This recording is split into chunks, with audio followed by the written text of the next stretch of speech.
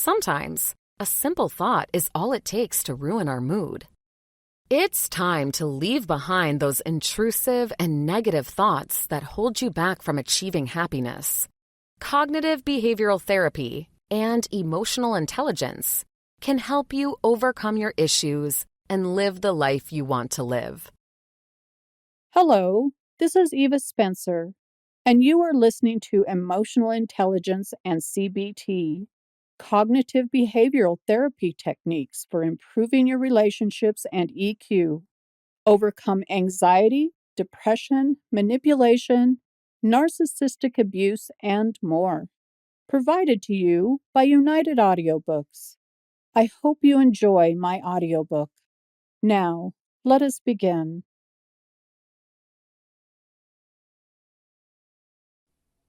Introduction. Everyone struggles with some form of anxiety or panic at least once in their life. There isn't a clear way to handle these struggles, and humankind wasn't born with a manual. Years of trying to understand what exactly happens in the brain during an episode of anxiety, or when we're feeling depressed, has led to numerous treatments by both therapists and general practitioners. Thankfully, all of their research and endless studies of people have led to more wholesome treatments that can resolve the root of the problem. As opposed to medication, which can often mask symptoms but never truly resolve the core issues, cognitive behavioral therapy, also referred to as CBT, retrains the brain to handle life in a new light. CBT is a means to help people with behavioral and physiological struggles overcome instances of anxiety and depression, as well as other mental disorders. With specific techniques, ones aimed at encouraging the person struggling with these mental afflictions, people learn to help themselves out of stressful situations with ease. In time, and with the help of cognitive behavioral therapy, sufferers begin to change their behavior as though it was never there before. In this book, we will discuss the science behind CBT, as well as the techniques that make it so successful. We'll identify why you're thinking and feeling the way that you are as we work to overcome the stresses that are causing you problems in your mental health. For us to move forward and keep a bright outlook on tomorrow, we must first delve into the science behind CBT and exactly how it is going to help you open your eyes to a future without fear and panic. Chapter 1. What is cognitive behavioral therapy? Cognitive behavioral therapy has been studied as well as clinically tested with great advances in recent years. This form of therapy has shown to be more effective than certain medications, as well as other types of psychological therapy. CBT encompasses several different forms of therapy, which we'll get into later in this book. Because a person is taught, with the help of CBT, to retrain their brains and learn to replace their negative thoughts with much healthier ones, they can eventually move past their traumas and heal from various mental afflictions. A quick look at the history of CBT. Cognitive behavioral therapy has its roots in the early 20th century. With conditioning studies conducted by Rosalie Rayner and John B. Watson, the groundwork for psychological therapy began. This husband and wife team of psychologists built their career around the relations between the thoughts and feelings that a person has and the behavior that is informed by them. Albert Ellis, an American psychologist, developed the first known cognitive psychotherapy that he called rational emotive behavioral therapy. While Ellis was working on his theories, other psychotherapists were designing their own. In the 1960s, these studies merged as behavior and cognitive therapy gained traction in the medical community. Under the umbrella term cognitive therapy, therapists began using the different models from those previous and numerous studies of early psychologists and psychotherapists. The amalgam of knowledge over years of research allowed for a breakthrough in both cognitive and behavioral therapy. The evidence was everywhere. Doctors now knew that their patients were suffering from their own thoughts and emotions. The doctors could help their patients move past their traumas and into a healthier and happier life. What does cognitive behavioral therapy mean for healing?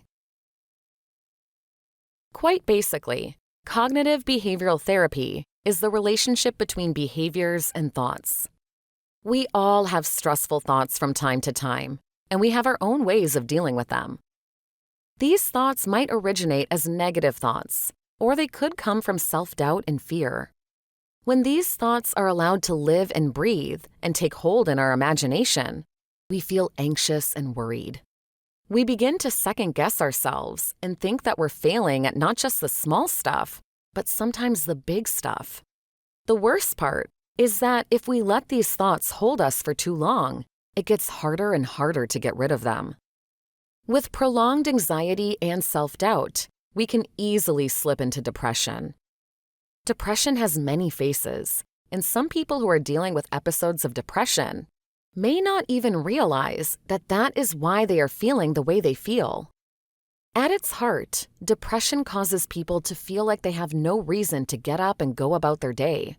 It can take the most cheerful person and cause them grief from seemingly nowhere. Again, this can come from self-doubt, as our thoughts somehow convince us that we are less worthy of the things we have and the relationships we hold than we really are. It isn't a quick overnight process, but you can retrain your brain to think in different ways. And with practice and dedication, you will move past your negative thoughts and to find happiness. The techniques for cognitive behavioral therapy are proven time and time again. They not only help with anxiety and depression, but they can also help with phobias, eating disorders, and anger issues. What to expect from cognitive behavioral therapy.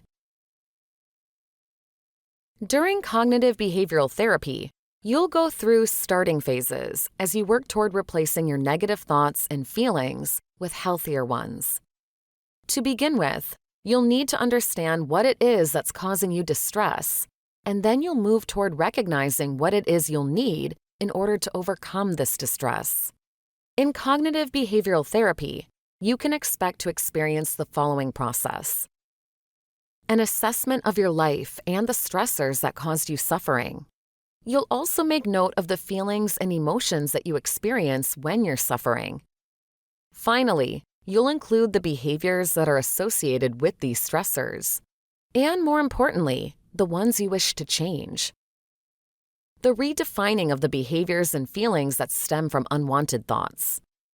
This step is the core of cognitive behavioral therapy, as it builds the process necessary to identify and overcome these thoughts. This step is comprehensive and will be the bulk of your work in using CBT. A complete review of your skills. Everyone has the skills to overcome negativity and become positive and happy individuals. Some of us need extra work on specific skills, while some people need to learn new skills entirely. This step will allow you to identify what you are already capable of as you recognize your areas of improvement. The application of the skills you've learned, as well as the techniques to help you rise above negative thoughts.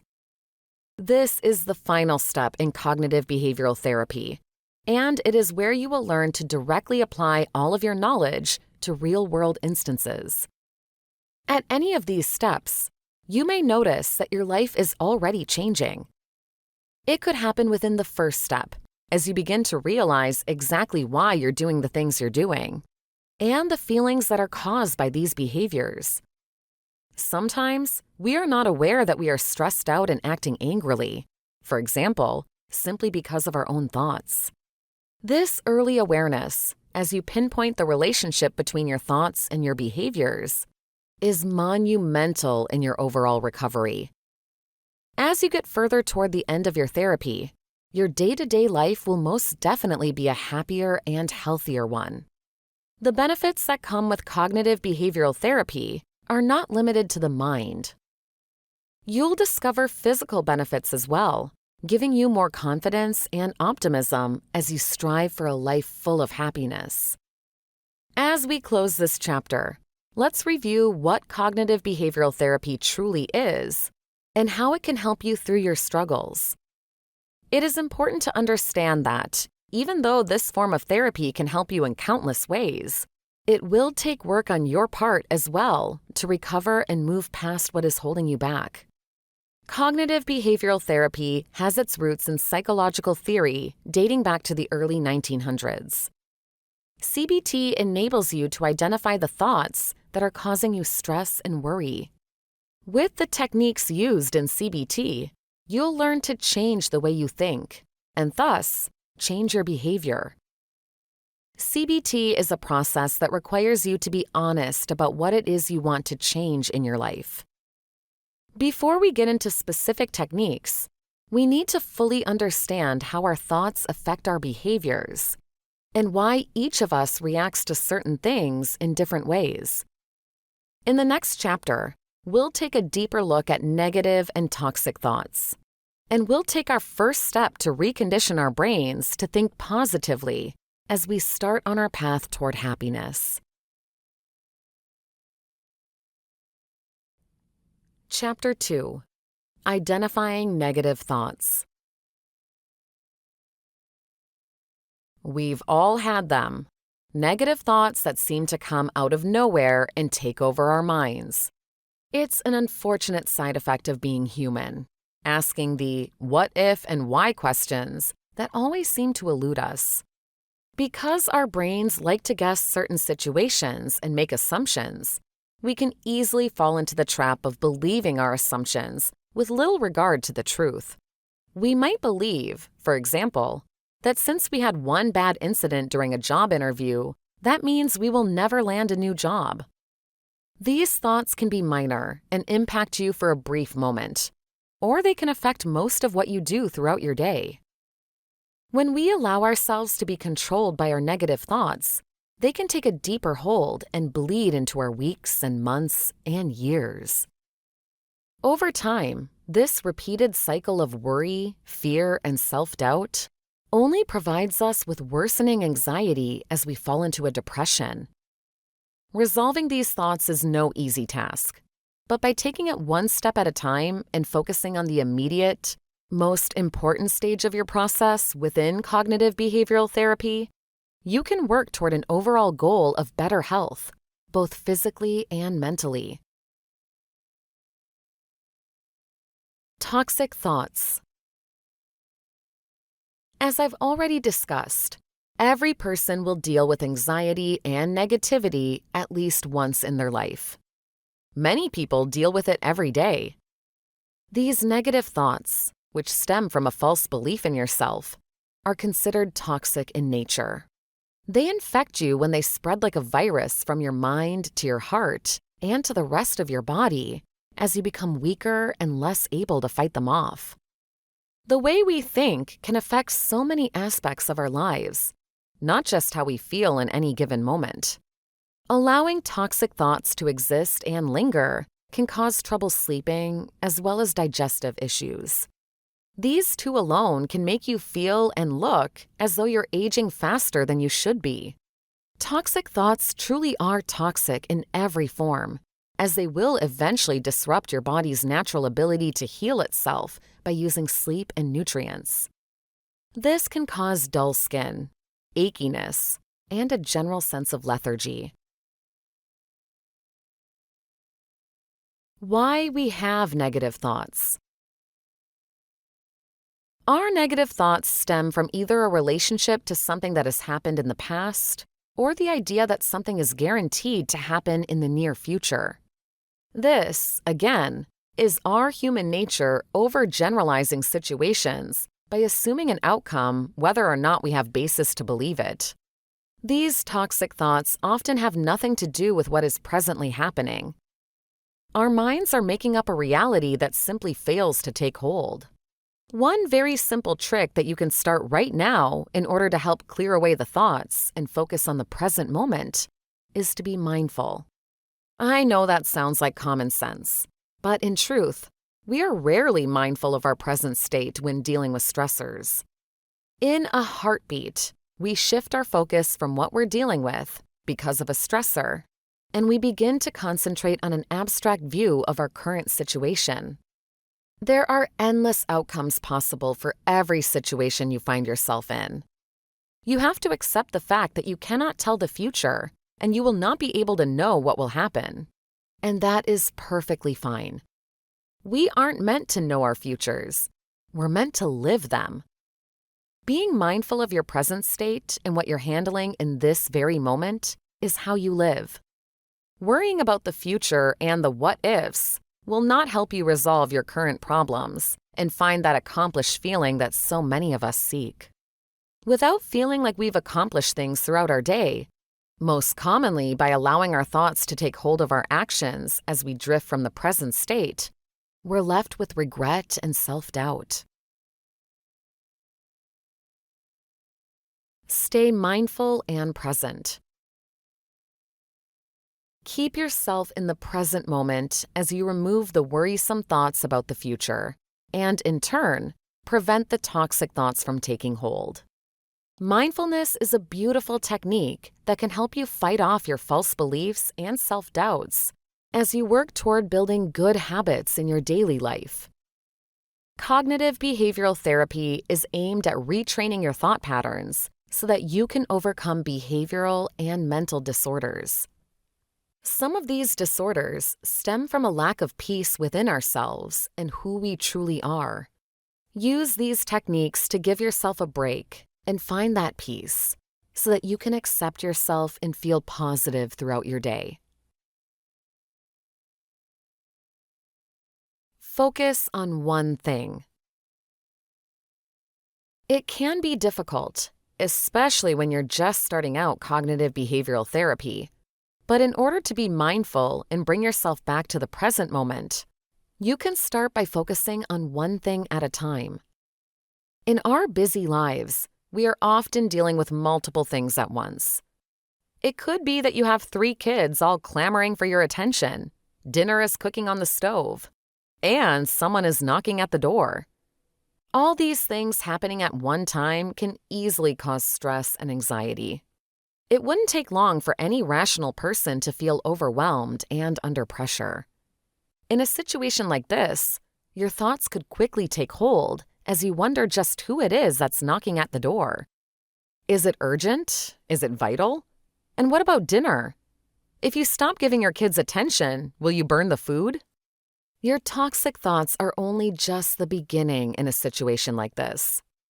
You're not only worried about the burnt food, you're also worried that your family will criticize your cooking once they're eating the food. You may even start wondering if you're giving them the right nutrition. One thought can lead to another, and before long, you're lost in a sea of strange yet harmful thoughts. Instead of allowing your mind to drift off as you work to handle multiple things at once, you first need to identify the most important thing. Being mindful is not only about finding your focus in the present state, but also about knowing your own limitations. For this reason, once you identify the one item that needs your immediate focus, you can delegate the rest. In this example, as long as your children are fine, they only want your attention, and they are not in an emergency situation that must be dealt with, you can send them off to play. The kitchen is a place for cooking and eating, not for loud noises and rambunctiousness. An older child or an adult can answer the door, and if you aren't expecting anyone, it's even okay that you don't answer the door. The food that is cooking is the most important task. It's also fine if a little bit of it becomes overdone. The point is that you have brought yourself into the present moment by focusing on the one thing that needs your attention above all else. Don't allow yourself to think about what will happen if you step away from the stove. And don't worry about how your family will receive your cooking. Those things do not matter at this time. Your focus needs to be on preparing dinner. If you have questions about the meal, more specifically about how it tastes or the nutritional value of it, those thoughts can be addressed later while you're eating, or even while you're meal planning for the following week. Slow down. It is no secret that our daily lives are often a hustle of tasks and appointments that must be met. We feel ragged and stretched thin as we work to accomplish everything we've set before ourselves. Learning to slow down and process one thing at a time is the key to allowing yourself to become mindful of your current actions. Slowing down is not easy, especially when we are accustomed to a lifestyle full of engaging activities. Enjoying your moments instead of flying through them only to reminisce about the brevity of it all is the simplest way to find happiness throughout your day. Making time in our busy schedules can only be done when we properly learn to effectively manage our time. This includes carving out sections of your day for what is important to you, as well as what must be handled in both your career and your personal life. Our responsibilities can sometimes overwhelm us, but when we make adequate time to handle them, we not only accomplish what we set out to do, but we also find satisfaction and contentment in the people we are becoming. You can easily slow down your life and bring yourself to the present by creating a list of things that are most important and most urgent throughout the days of your week. With this list, you can prioritize your day so that you accomplish the things that must be done before you take time for the fun stuff, which can often eat up our time. It's not that you shouldn't have fun throughout your day, but by staying on task and finishing what must be done, you've not only gotten rid of a stressor, but you have also given yourself a decent amount of confidence. Following your schedule as closely as possible, day after day and into the weeks and months ahead, will start to make you feel like you are taking on the world and succeeding. This small step can create massive and lasting positivity, not just in your thoughts, but also in your physical health. You may discover that you have more time for yourself and for the things that make you feel good. Instead of wasting time by doing activities that do not benefit you or hinder your current goals, you'll be finishing things one by one as you build upon your success. From here, the sky's the limit. Process your feelings. There are times when what we are feeling is clearly evident, but there are also times when we struggle to identify truly how we feel. Remaining mindful of your present state requires that you understand what you're feeling in that very moment, as well as why you feel this way. This will allow you to process your feelings in a healthy way so that they don't turn into toxic thoughts. When we begin to feel overwhelmed and stressed, we quickly start to think negatively. Those terrible what-ifs pop into our heads, like a horde of buffaloes, stampeding whatever positivity we were holding on to. It's important to remember that everyone feels stressed, and they often feel it multiple times throughout the day. It's how we handle our stress and our immediate feelings and emotions that directly result in our thoughts and their accompanying behaviors. With cognitive behavioral therapy, we will learn to address those thoughts immediately and restructure them so they do not become toxic and infect us, which would most likely ruin our day. Being mindful allows you to use a little piece of this cognitive behavioral therapy almost effortlessly. Your feelings and thoughts are tied to your emotions, and they make up a web of this abstract reality that we cannot see or touch. This can make it hard to understand what we, as well as other people, are feeling and thinking. But you can overcome this by being honest with yourself and accepting of your feelings. Humanity has developed many ways to become better than the generations that came before, and unfortunately, one of these methods is to keep our feelings and emotions buried deep inside. While we may have thought at some point that this made us stronger, not showing any weakness has caused a great amount of suffering. Often, we aren't true to ourselves and how we are feeling at any given moment.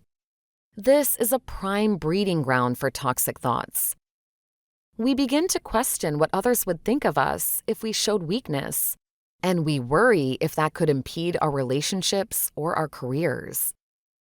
It's time to get past that stigma and allow yourself to feel the emotions that you're feeling. Granting yourself the space and time to process what you're feeling in the very moment that you feel it is how you come to understand yourself. This allows you to know what you are capable of on your own, as well as what you need help with. And in order to improve your life and find that happiness, you have to be able to admit what it is you cannot do on your own. Know your limitations. As we've discussed, knowing your limitations will allow you to stay in your present state as you keep those negative thoughts at bay. Taking on more than you know you're capable of will only cause you stress and anxiety as you work endlessly to accomplish things that are not within your means. This anxiety, which stems from a fear of failing, can stay with you for days and weeks, especially if you continue to pile on other tasks to your already busy schedule. Unfortunately, this extended anxiety can push you into an episode of depression, where you may want to give up on your pursuits and fail to accomplish anything at all. By simply understanding what it is you can and cannot do, and being honest with yourself and your abilities, you're preventing hours of stress and fear. Without overwhelming yourself, you'll completely remove this potential anxiety, and you'll never have to face the fear of failure. The first thing you can do is understand and accept the fact that not everybody is good at everything, and we all have our strengths and weaknesses. There are things you can improve upon with practice and training, and you should never doubt your ability to learn new skills. But you must be real about this. Do not expect yourself to be able to do everything that must be done without the help of others. And even if you can accomplish something, if you find that you're squeezed on time and you know that it's only going to overwhelm you and cause you toxic thoughts about your capabilities, do not hesitate to reach for help. Do not look at your limitations as weaknesses. This is nothing more than a false belief.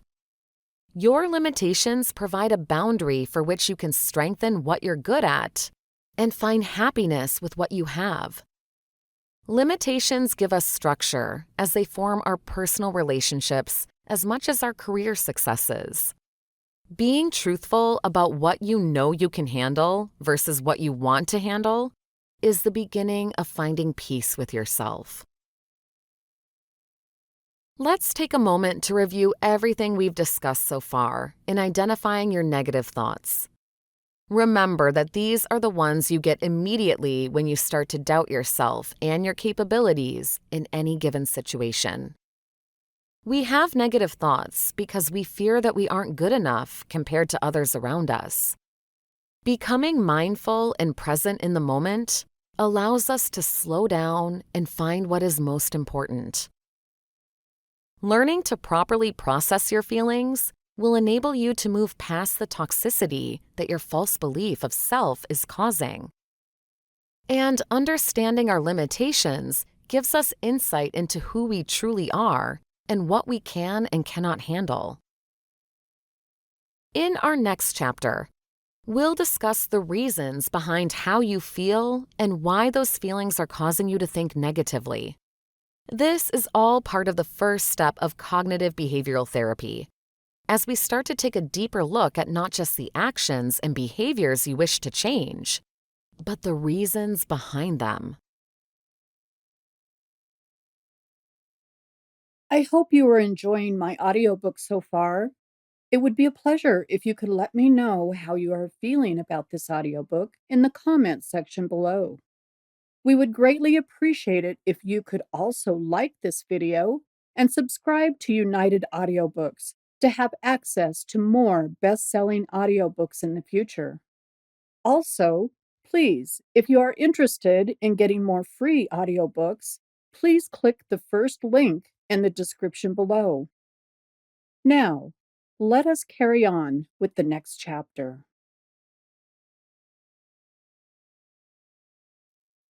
Chapter 3: The Behaviors That Come from Our Negative Thoughts. We all understand that negative thoughts can cause a repercussion of ailments throughout our minds and bodies. This is due to the fact that our feelings and emotions stem directly from our thoughts. When we are thinking negatively, we start to feel negatively, and our emotions pay the price. Similarly, our behaviors are influenced by our feelings, so you can see where our thoughts can cause negative behaviors. This is exactly the point of cognitive behavioral therapy. We identify the thoughts that are causing you struggles throughout all aspects of your life, and then we work to replace them with reinforcing thoughts that give you confidence and positivity. When we begin to think better thoughts about ourselves and our situations, we are able to act accordingly and have a brighter outlook on not just our day, but our entire lives. The struggles that people face when they are dealing with negative thoughts can often be immense. It might be very difficult for someone to overcome these thoughts, especially without therapies such as CBT, and when they get stuck in a cycle of negative thoughts and unwanted behaviors, everything truly feels like a downward spiral. The behaviors that can affect someone's daily routine, as well as social gatherings, are the ones that we don't want to experience, but it is as though we have no choice. When fear and guilt take over, we feel anxious, and within seconds, we begin acting in ways we don't mean. Sometimes, these behaviors are not as noticeable as we might believe, but that doesn't mean we don't feel anxious about them. Other behaviors might be bolder, and these can cause us great embarrassment, and over time, they may lead to depression. This is why cognitive behavioral therapy is so critical during these situations. We need to grab a hold of our toxic thoughts before they grab a hold of us, and we need to stop them in their tracks. Let's take a closer look at certain behaviors that you may want to stop in your own life, as well as where they stem from. Restlessness and irritability.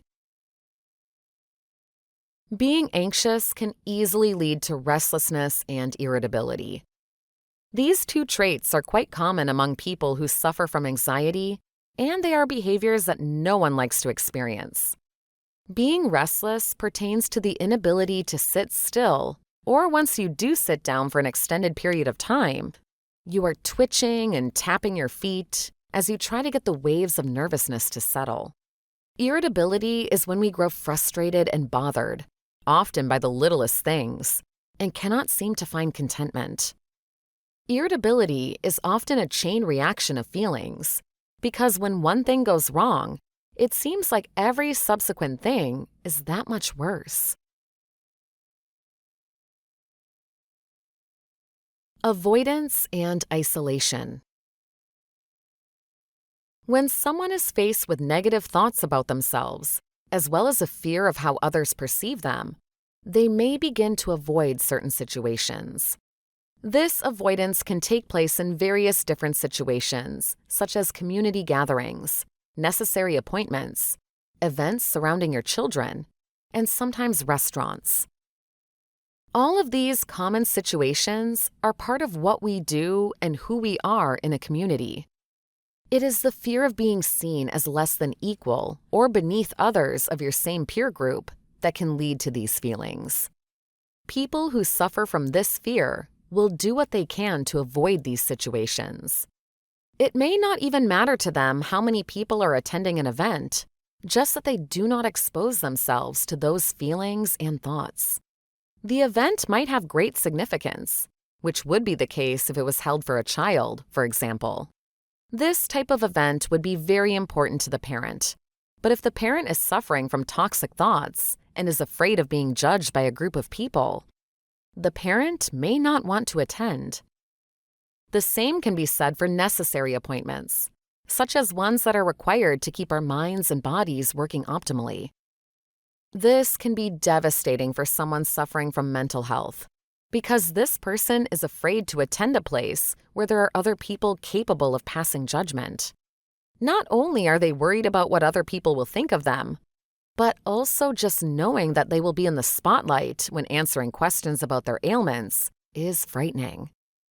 One intense form of anxiety, called agoraphobia, occurs when a person will avoid situations simply because they feel like they could become trapped and not receive help when needed.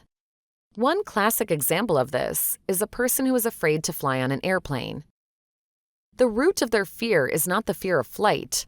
It is that the airplane is a confined space that is secluded for a given amount of time. The person who suffers from agoraphobia feels that if something were to go wrong, there would be no way to get help for hours at a time. All of this fear and worry will continue to push a person further away from others until they are isolated. This is a vicious cycle, where in order for the person to find relief from their anxiety and fear, they must seek out help and face those very fears that are keeping them from treatment. Thankfully, with the help of cognitive behavioral therapy, people can learn techniques to change their thought processes and move past this behavior just as much as the rest outlined here in this chapter. With the techniques given in this book, people who are stuck in this cycle will finally be able to break free and possibly get professional help down the line as their confidence builds.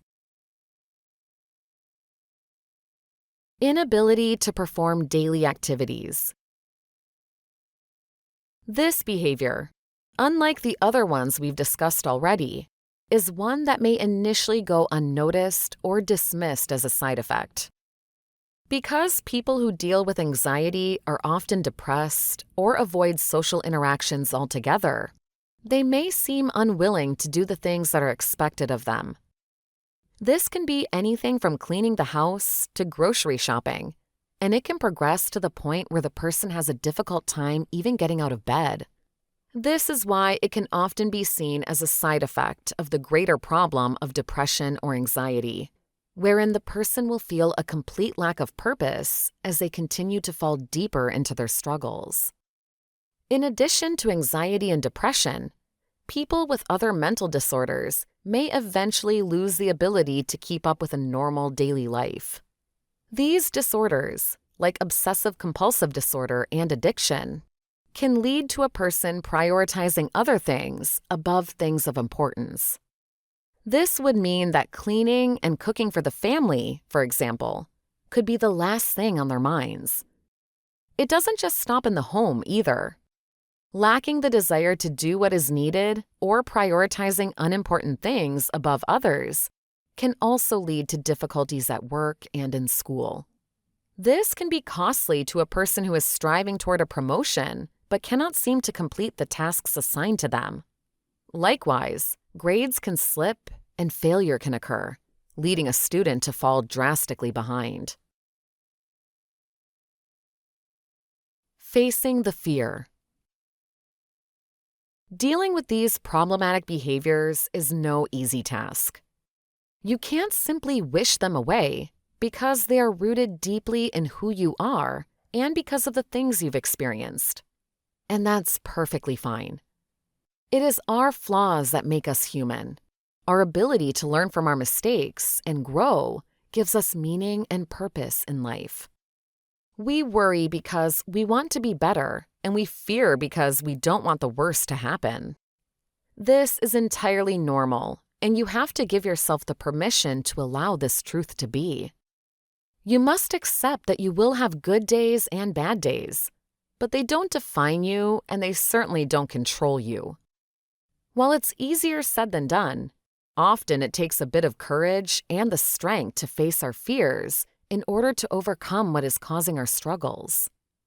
You should never do something that is outside of your comfort zone, but shying away from situations that bring you anxiety could lead to further isolation and more detrimental behaviors. If you can tolerate small gatherings but not large ones, Try to get involved in something that you love that will not cause you the anxiety you face in larger gatherings. If, for example, you enjoy shopping at a craft store, don't feel that you have to resort to shopping online in order to get the experience without the fear. You could choose to expose yourself to this environment on a slower shopping day so that you don't feel overwhelmed like you would when the store is busy. There are many little tips and tricks like this one that can help people dealing with anxiety, and we'll review those later on in this book. For now, let's review what we've already discussed about behaviors and why our thoughts control our actions. The actions we take are a direct product of our thoughts. When we think toxic thoughts, we behave in ways that are detrimental to our overall health. Mental disorders can cause us fear and worry, which lead to avoidance and isolation. Using CBT allows us to move past the initial toxic thoughts and begin the process of recovery. Moving ahead to the next chapter, we'll discuss how our feelings and emotions can change our perception of reality. We'll go over a couple of key techniques to overcome anxiety as we learn to keep ourselves in the present. It's time to put anxiety in its place and take back control of your thoughts, even in situations where you feel like you've lost control. Chapter 4: How Feelings and Emotions Can Change Reality. We are every bit a product of our thoughts as we are our actions. The difference between the two is clear. We are judged on our actions and how we behave because that is what the world sees. Our thoughts, however, are our own, and we bear their burden alone. When we have negative thoughts, we alone have to learn to process them and get rid of them without anyone's help. Of course, you can seek help from a professional, just as much as you can ask for help from those close to you. But the truth is, when you have a thought that you must resolve, that thought exists in your personal space, and you must deal with it personally. When our feelings and emotions come into play is during and after we process these negative thoughts, among other things. It can happen instantaneously, as we feel the weight of our negative thoughts from the moment they enter our minds. Sometimes, though, these thoughts that we allow to grow and manifest as we accept the false belief that we are not good enough will continue to affect us for hours and days. It is the emotions and feelings that stem from any form of a toxic or negative thought that directly impacts our reality in an unfavorable manner. Feelings that emerge from negativity. Feelings are an interesting thing. Our feelings are the way that we reflect our emotions and our thoughts onto the world. They are also reactive in that we respond with our feelings to outside stimuli. When we're facing stressful situations or ones that make us angry or bothered, we begin to feel boxed in and like we are losing control. This sense of chaos that we feel is not the same as an emotion, such as the anger which triggered these feelings. Of course, anger is both an emotion and a feeling, but it is the way we develop these that sets them apart. It's important to distinguish the two so that you can properly identify the root of your problem in your current situation. This can lead you to resolve what it is that is causing you to suffer. Feelings are conscious, and they often manifest because of our emotions. There are times when our feelings come about because of stimuli in the environment or something that has happened recently. In the case of negativity and the toxic thoughts that we are trying to alleviate, these feelings are ones that dampen our days. They include sadness, anxiety, disgust, and anger, to name just a few. Feelings are different from our emotions, even though they encompass the same terms. Feelings are developing in a conscious way. This simply means that we are aware of what is happening and how we are responding. Unlike an emotion, a feeling is what occurs in direct response to something that we have experienced. Emotions that emerge from negativity. Emotions are not the same as feelings, as we've already discussed, but they certainly feel every bit as real. Emotional distress that comes from an unfavorable situation, whether it be mental or physical, will manifest into feelings as well as additional negative thoughts. All of these components, emotions, feelings, and thoughts, dance around together as they create your psychological persona. You must understand each one individually to be able to grasp the root of your struggles and find solutions. Emotions are strange and mysterious, and some people can spend their entire lives trying to make sense of their own emotions. You can have the same emotions as feelings. The differences lie in how they come to life. With an emotion, you can change from content to bothered to disgusted in a matter of minutes, simply due to unseen physiological changes. This is partly why they are so mysterious to define and so frightening to understand. You may wonder if you're correct in identifying your own emotions, and you may feel like you must in order to address the root problem. The truth is, however, that some emotions arise from unexpected sources. Because of neurophysiological changes that alter and shift our psychological state, emotions are as unique as the person experiencing them. It is thought that there are thousands of different emotions that a person can experience, and the changes that directly drive our emotions are interconnected with our thoughts, feelings, and behaviors. How our perception of reality changes. When these different aspects of our psychological persona begin to falter, they lead to a chain reaction that pulls us out of our reality and locks us into our mental landscape. In moments like these, we find it incredibly difficult to pull ourselves away from worrisome and anxious thoughts, as we slip further and further away from the present moment. This in itself is a panic attack in the simplest form. As you pull away from the tangible reality at your fingertips, you allow your thoughts to take over how you feel, which leads you to having emotions that have no connection to the reality in which you are standing. This is not limited to anxiety and panic attacks. As we face mental struggles and subsequently allow our thoughts to control us, our feelings and emotions become unsteady as we step out of the physical and enter the mental. All sorts of disorders can cause the chain reaction, including obsessive-compulsive disorder, addiction, and anger issues, to name a few. The moment that we slip into deep thought, paired with our doubt and worry, we lose our grasp on what is happening before us. We begin to miss out on things in the present as the fear and anxiety continue to build within our thoughts. Soon, as we teeter back and forth between these negative thoughts that are starting to snowball, the sense of panic grows rapidly. Suddenly, we are thrust into the desire to keep up with the physical world as we struggle to catch up with what is truly happening around us. Sometimes, this anxiety that we face can lead us to see our reality in a way that it is not. We may start to feel like people are watching us and judging our every move, and these thoughts, which are not connected to our reality and are completely fabricated by our own fear, only add to the weight that we unnecessarily carry. This can lead to overcompensation and a mess of behaviors that seemingly arise out of nowhere. In this toxic environment, we are suddenly uncoordinated and restless as we feel a sense of hurry. It's as if the world has continued moving, though we have stood still.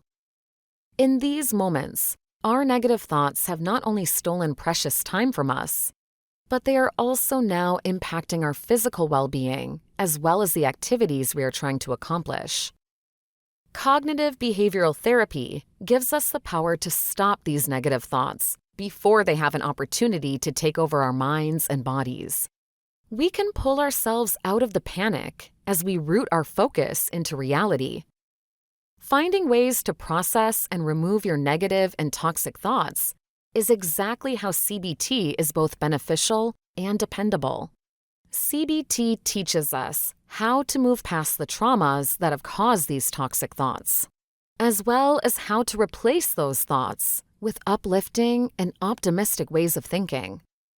Sometimes, however, people may still deal with panic attacks and bouts of anxiety, and it's important to understand that this is part of the human condition. It doesn't mean that something is wrong with you. It's simply how people process things from time to time. Fortunately, even the heaviest anxiety attack can be evaded with some helpful techniques that teach us how to remain present as we let the self-doubt and worry dissipate. Staying present and positive during despair. Cognitive behavioral therapy allows us to find the deepest reason why we are behaving in ways we don't like. This is responsible for our lack of self-confidence, as well as our false beliefs about ourselves.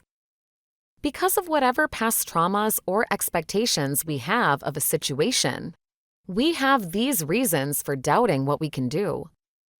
Keeping yourself in the present moment and out of your head is one way of quieting the thoughts that have held on to you for too long. Let's take a look at one basic technique that can help you to resolve a panic attack before it has the chance to pull you out of reality. This method is simple and has many different styles that you can adjust to your own liking. It is both therapeutic and relieving, and you can practice it anytime so that you can get better at silencing your negative thoughts the second they enter your mind. The 3-3-3 method. This method of catching a panic attack just as it begins is effective because it forces you to register your environment and become one with your surroundings. In using the 3-3-3 method, you'll be identifying and naming 3 items in your surroundings that you can see, touch, and hear. Let's review the steps. 1. The moment you feel closed in or worried, or when you get the first negative thought, take a look at the space you're in. Allow everything in your space to truly take hold of your mind. 2. Identify 3 things that stand out to you within this space. These are items that you can clearly see. It helps if they are large or bold in one way or another. This could be an animal, a piece of furniture, a plant, or a plate of food, for example. 3. Speak these 3 things out loud. You don't have to be overly loud about it, especially if you feel that could cause you embarrassment in a crowd of people, but you do need to hear yourself state these 3 objects. 4. As you say these things, let your eyes connect with the item as your ears registers its name. This allows you to focus on that and not whatever it is that's clouding your brain. These 4 steps are then repeated for the senses of touch and sound. Take your time with this technique as you identify and connect with your current environment. As I explained, allow yourself to see these things as you speak their names and, if possible, reach out and feel them. The stronger your connection to your current reality, the quicker you can get over a panic attack and resume what is most necessary and important in your current situation. The 5-4-3-2-1 method. Similarly, the 5-4-3-2-1 method uses the same principles as the 3-3-3 method, except that it is more detailed. There are variations of this method as well, mainly in the sequence of which senses to use. If you prefer to use this method rather than the 3-3-3 method, then you can change it as you please. 1. As with the 3-3-3 method, we begin by listing things that we can see. Again, connect with the most aesthetically pleasing and eye-catching items that give you a positive feeling within your environment. This time, however, we will name 5 items that we can see. 2. Now we move to 4 items that we can hear. Again, speak these items to yourself, but out loud so that you can connect with your environment. 3. Now we list 3 items that we can touch. As with the 5 visual items, it helps to connect with things that are unique and can fully grab your attention. These 3 items might be things that feel soft, or they could be things that have ridges. If they're close enough for you to reach out and touch them, that will help you all the more. 4. We continue with 2 items that we can smell. Name 2 things in your immediate environment that you can smell. Strong odors such as coffee and fragrances are easy to connect with, as well as pleasing to our senses. 5. Finally, we need 1 thing we can taste. This last item can be a little difficult depending on your situation, but even if you aren't currently tasting something, chances are you can connect to a recent taste.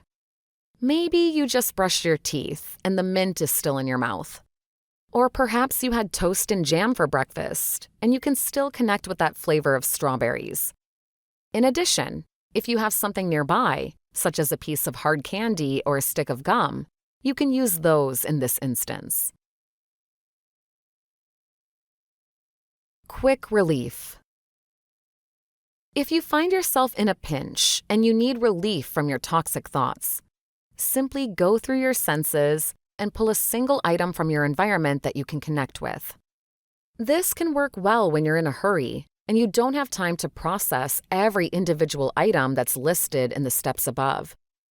Even if you only connect with 1 item for each of the 3 senses, similar to the 3-3-3 method, you'll still be helping yourself remain present and focused on the things in your current situation rather than your thoughts. Quality over quantity. Having an anxious moment or feeling like our thoughts are about to take over and hold us hostage is never a pleasant situation. Pulling yourself out of this moment by using the connection between your environment and your senses should be as positive as possible. If you find yourself in a situation where you cannot identify the number of items outlined in this method, don't struggle and force yourself to follow this process exactly as it's written. It is much more beneficial if you perform this process in an optimistic and positive way. Similarly, the items that you look for, as well as feel and hear in your environment, should be ones that give you joy and happiness above all else. These items shouldn't make you feel worse about the situation. They should be bringing you out of your struggles and not causing more. For example, if you're starting to feel anxious and need help getting out of your thoughts, you shouldn't try to connect with a certain food smell that you dislike just because it's there. You may have had a bad experience with this food at one point in your past, or you might simply not like the flavor, but either way, connecting yourself to the present reality by using something that has a negative impact on your life will not help you detach from your toxic thoughts. It may, if the item in question holds a significant negative value for you personally, cause you additional pain and negative thoughts. In this chapter, we've discussed how your feelings and emotions can have an impact on the reality around you. We've also gone over how those feelings and emotions can have a negative impact on your day when they are the direct result of toxic thoughts. Let's review our main points. Feelings and emotions differ because of how they are created in our brains. When anxiety causes us to have unwanted feelings and emotions, we can start to see our reality in a different way. Keeping ourselves present and mindful will help fight off an anxiety attack and remove toxic thoughts. And following the 3-3-3 method and its variations will help you remain in your present state of mind rather than succumbing to your thoughts. Practicing and using these different forms of anxiety relief will help you as we move forward into the next chapter. We'll be looking at your past as well as the traumas that you've experienced so that we may find the root cause of your toxic and negative thinking. This is a vital step in cognitive behavioral therapy because identifying the reason for your negative thoughts will give you the ability to silence them in the future. Chapter 5: How the Past Shapes the Future. Our futures are heavily influenced by how we remember the things that have happened in our past. It is in our nature to use our past experiences as a basis for our vision of the future. We become familiar with certain ways and start to assume that every situation will have a similar outcome.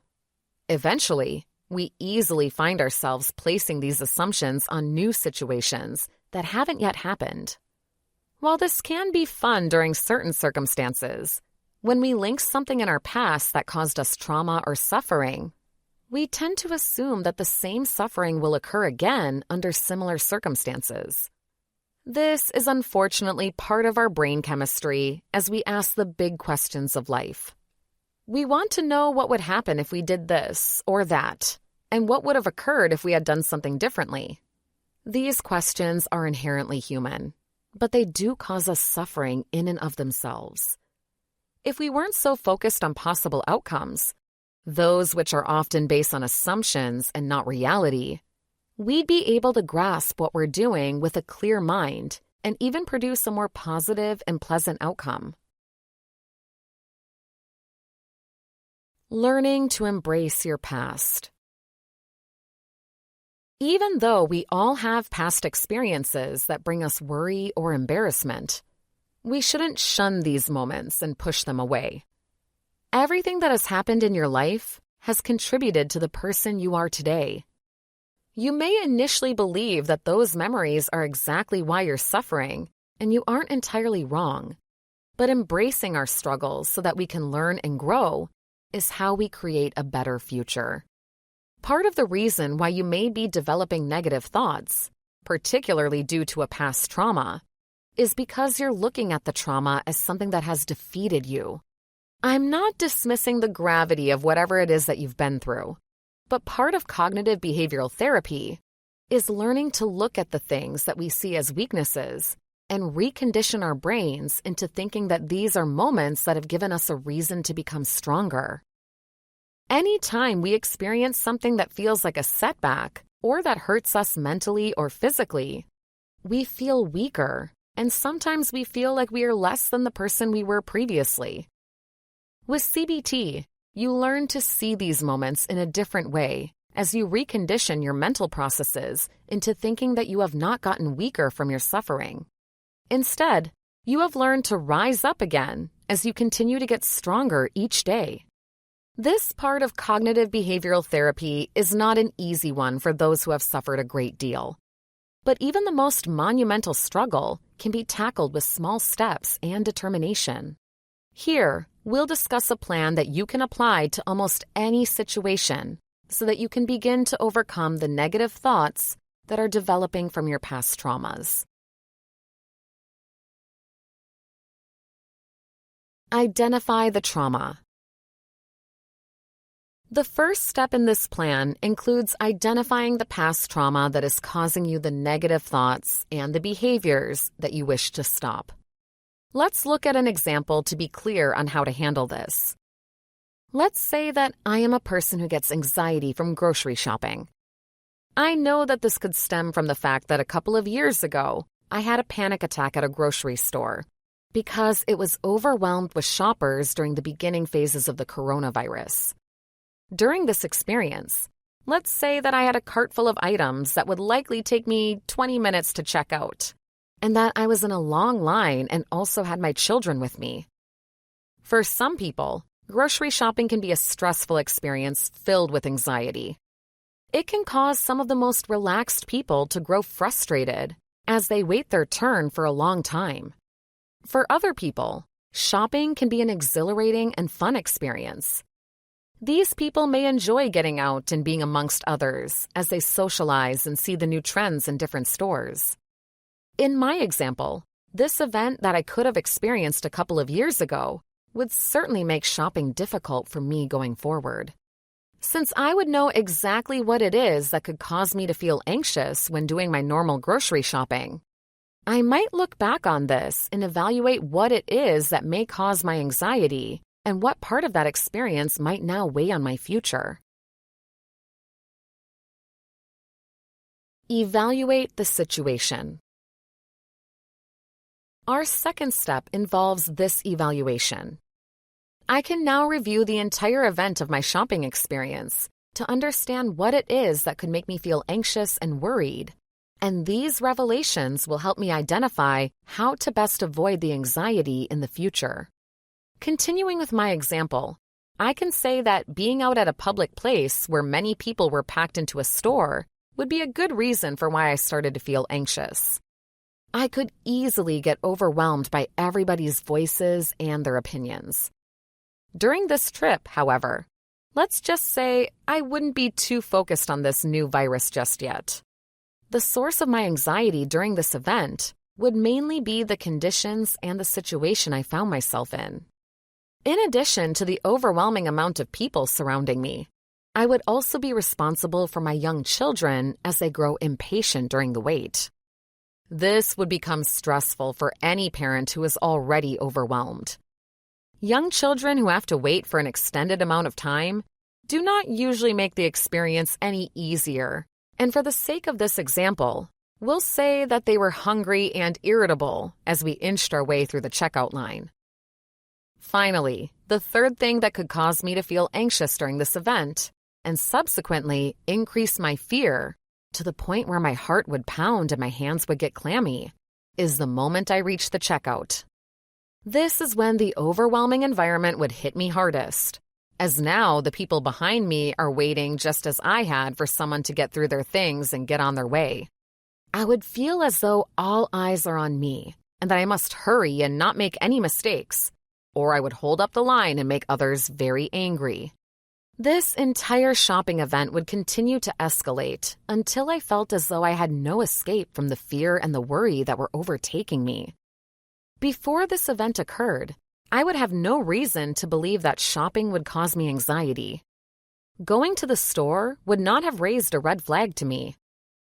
As the shopping trip unfolds, each moment would get more and more stressful until my turn would come at the checkout.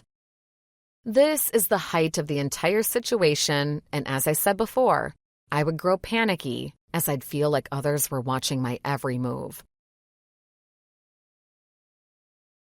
No, this wasn't a weak moment. This type of event could very likely leave me with assumptions as to how my future shopping trips would go. This situation, like many stress-provoking situations that people deal with every day, cannot be avoided. Sometimes the simplest things that we do can cause us the most suffering. In this example, it is shopping for groceries, an essential part of life that could cause anxiety and fear. Now, it's easy to envision how someone who has gone through something as basic as a shopping trip could find future shopping trips sources of dread. When a person who has been through something like this begins to think about heading to the store because they must in order to survive, the same feelings and emotions that occurred during the past trauma start flooding in. This is where cognitive behavioral therapy goes to work. In our third step, we take what we have evaluated and learned, and we start to change our way of thinking in regard to our initial past traumatic event. For our example, I would need to learn to look at shopping in a different way, but not just that. I would also need to go back and revisit the moment where I felt weak and like I had no way out of my fear so that I can view what I currently call a weakness in a more positive light. I would no longer be able to think back on that event and tell myself that it was a terrible moment and that I felt it would never end. Instead, I would need to shift my focus to the positives that came from that event. I know that some events seem to have no positives at all, but often that is only because we are so focused on the negative. And if you wish to think positively, you must completely demolish the negative. There is no room for toxicity in your future. For my shopping example, I could look back on it and be proud that I had helped my children behave and stay calm in an overwhelming situation. I could also be grateful that I may have made it to the store and purchased the items that I needed before they ran out. Finally, I would have completed the entire shopping experience and finished checking out because I would have been strong and stuck with it. These are all things to be proud of and to think of positively. This very first step in retraining your brain to think about your past traumas and your assumed weaknesses in a different light is monumental in your overall therapy. Simply addressing the things that you view as setbacks and changing your mindset so that you see them as opportunities for growth and change will give you new strength in similar situations. We'll continue this conversation in the following chapter as we go further toward retraining your thought processes. We'll discuss techniques that will help you to replace your negative thoughts with more positive ones, regardless of the mental disorders and struggles you're dealing with. For now, let's quickly review how our past has shaped our future. Our memories of past experiences provide us with assumptions to how the future will play out. These assumptions stick with us regardless of whether they are positive or negative. Our past struggles can be broken down and evaluated so we can understand exactly why we create negative thoughts. And changing your viewpoint of your past experiences can change how you view your future. Let's head into the next chapter where we can go over some helpful techniques that will allow you to start living your life to the fullest, without the worry and the fear that comes with anxiety, as well as other mental disorders. With the help of cognitive behavioral therapy, these new and positive thoughts that you will create will allow you to end the behaviors that are only causing you more trauma. Chapter 6: Retraining Your Brain.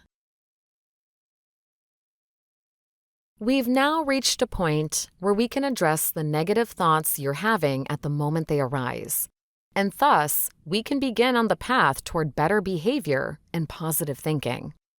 We've analyzed what the root of your behavioral and cognitive struggles is, and we've identified the behaviors that are unwanted, specifically due to a past traumatic event. We'll go over a few different processes that will enable you to redefine your thoughts and, subsequently, the behaviors that are impacting your life in a negative way. These different processes have been clinically tested and shown to be effective, especially in the areas of anxiety, depression, anger issues, and obsessive-compulsive disorder. That isn't to say that these techniques cannot be applied to other mental disorders, as well as unwanted behaviors that arise from various different causes. You may even want to employ some of these techniques if you're suffering from symptoms of post-traumatic stress disorder, as well as addiction, to name a couple. Before beginning any of these techniques, make sure that you are comfortable and are well-informed on how the processes work, so that you don't get into a situation that could cause you additional anxiety. If at any point you begin to feel overwhelmed, or if you believe the techniques are not working as well as you would like, take a break and return to the exercises and techniques once you've had time to process what you've already accomplished. Remember that even the smallest amount of progress can make a huge impact on your daily life. While we've already discussed that there are numerous different mental illnesses that can make you behave unfavorably in your daily life, for the sake of these mental exercises, I'll focus mostly on anxiety. This is because anxiety is such a prevalent problem in our society, and everybody can relate to anxiety on a certain level and apply the techniques outlined here to resolve the discomfort associated with this disorder. Visualization therapy. Visualization therapy is the method of mentally putting yourself in a position that you can use to train yourself to respond in a more favorable way when faced with anxiety. During this technique, you will practice visualizing a situation that would likely cause you anxiety or another form of mental distress as you work through the experience with a positive outcome. Throughout this technique, you will be in the comfort of your home or a similar place that brings you happiness and does not cause any form of distress. Following these steps, you'll gain better control over your responses to situations and events that would normally cause you anxiety. Practicing this technique on a routine basis will also strengthen your mind as well as your ability to handle tough situations over time. You'll feel that, within just a few practices, you are able to make it through your day with less anxiety and an improved overall sense of calm. The first step to visualization is to find a comfortable place where we can be undisturbed. This could be in your bedroom or in your living room, but it must be a place where you are free from distractions. You'll want to turn off your phone and any other device that could pull your attention away from the exercise. In addition, if there are other people in your home who could distract you, either intentionally or not, it's best to find a place where you can be alone. For a majority of this technique, you'll need to relax and have your eyes closed. For this reason, you should choose a comfortable place to sit or lay down, such as a sofa or a bed. If you've found a comfortable spot and you are free from distractions, you can begin. Envision yourself in a situation that you know would cause you anxiety. Relating to my example of shopping, I would use this technique to help strengthen my future shopping experiences and reduce my stress. So, for this step, I would be focusing on a busy shopping store with lots of people and noise. As you visualize the situation, the first thing you want to do is be aware of the way you are feeling and the thoughts that are starting to filter in. For my shopping example, I could say that I'm starting to feel overwhelmed and that my first thoughts would be along the lines of, I can't do this, or this is going to take forever. These thoughts would come quickly as I would begin to feel more and more weighed down by the amount of chaos in the environment. Stop yourself right there. With that very first thought, even if it's a simple, oh God, you have to catch those words and force yourself to think and say something more positive. I know what you're thinking. It's easier said than done. You aren't wrong, but you are more than capable of putting in this work so that you can have a happier, more productive life. It will take practice before you learn to change how you think about certain situations, but that is exactly what cognitive behavioral therapy is about. That is, in fact, how all therapy works. It takes dedication and willpower to reach your goals and truly retrain the way you think. This step is crucial to finding that success at the end of your journey. So, even if you feel like this won't work for you, or that it's easier said than done, give it a try. Over time, it will get easier, and it will take less effort. Continuing with my example of shopping, instead of me instantly thinking about how I can't possibly make it through this experience, I will stop myself and say something positive or reinforcing, such as, I've got this. I can go further by reminding myself that I have done this hundreds of times, and during those times, everything turned out fine. I can repeat to myself, I've got this, as I continue to connect with the memories of times when I did my shopping and the entire event went well. Furthermore, I can remember the positive feelings that I gained from these good shopping experiences, such as confidence in knowing that I accomplished something that has been difficult for me, and even that I went and bought myself something that made me feel good. Visualization is incredibly helpful in practicing situations that would normally cause you overwhelming anxiety and stress. During these practices, you are able to better control your thoughts and feelings as you take your time to process each one without the pressures of real life. If you start to feel overwhelmed, it is easy for you to simply open your eyes and clear your mind as you process what has already happened. This allows you to deconstruct each moment, as well as the overall event, all while encouraging yourself to replace those negative thoughts one by one. Socratic questioning. Socrates was a Greek philosopher who lived during the 4th century BC. His teachings are world-renowned and have been attributed to democracy, studies in logic and reasoning, as well as the necessity for balanced arguments. As a philosopher, Socrates presented the public with many questions about humanity. We can now benefit from his way of thinking as we analyze our own human nature and our thought processes. With the Socratic questioning method of CBT, we ask ourselves certain questions to evaluate our thoughts and feelings about the situations that are causing us distress.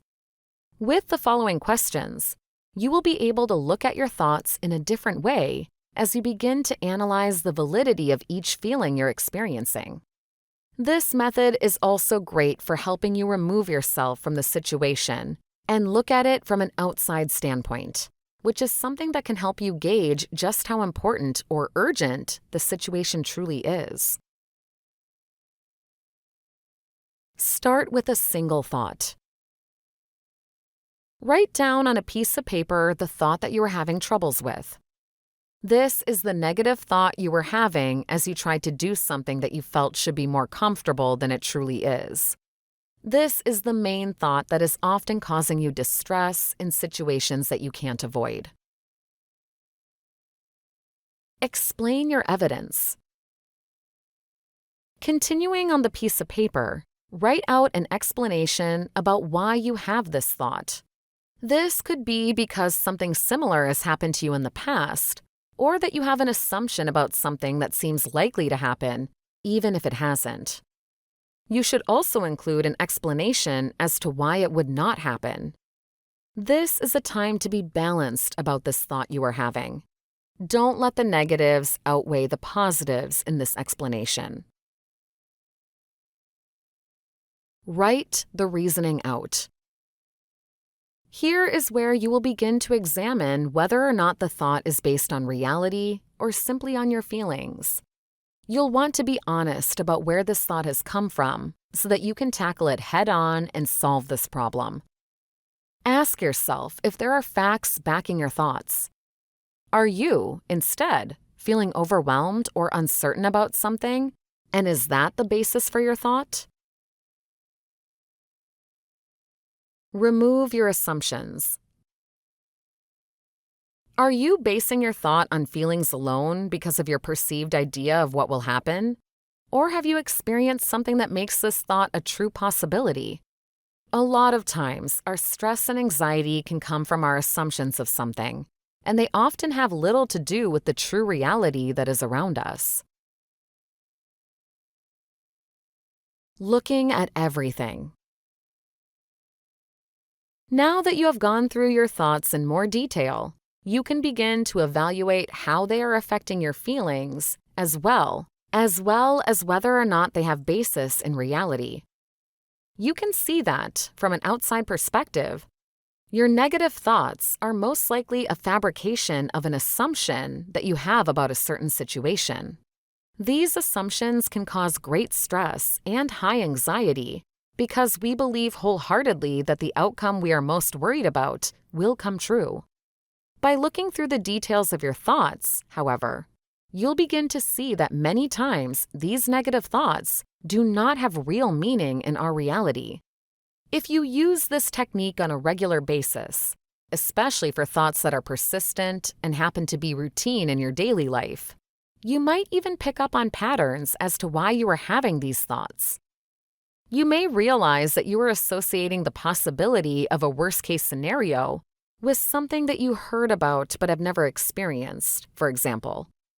For something like this, you can begin to change your thoughts toward the positive by reminding yourself that it hasn't happened to you.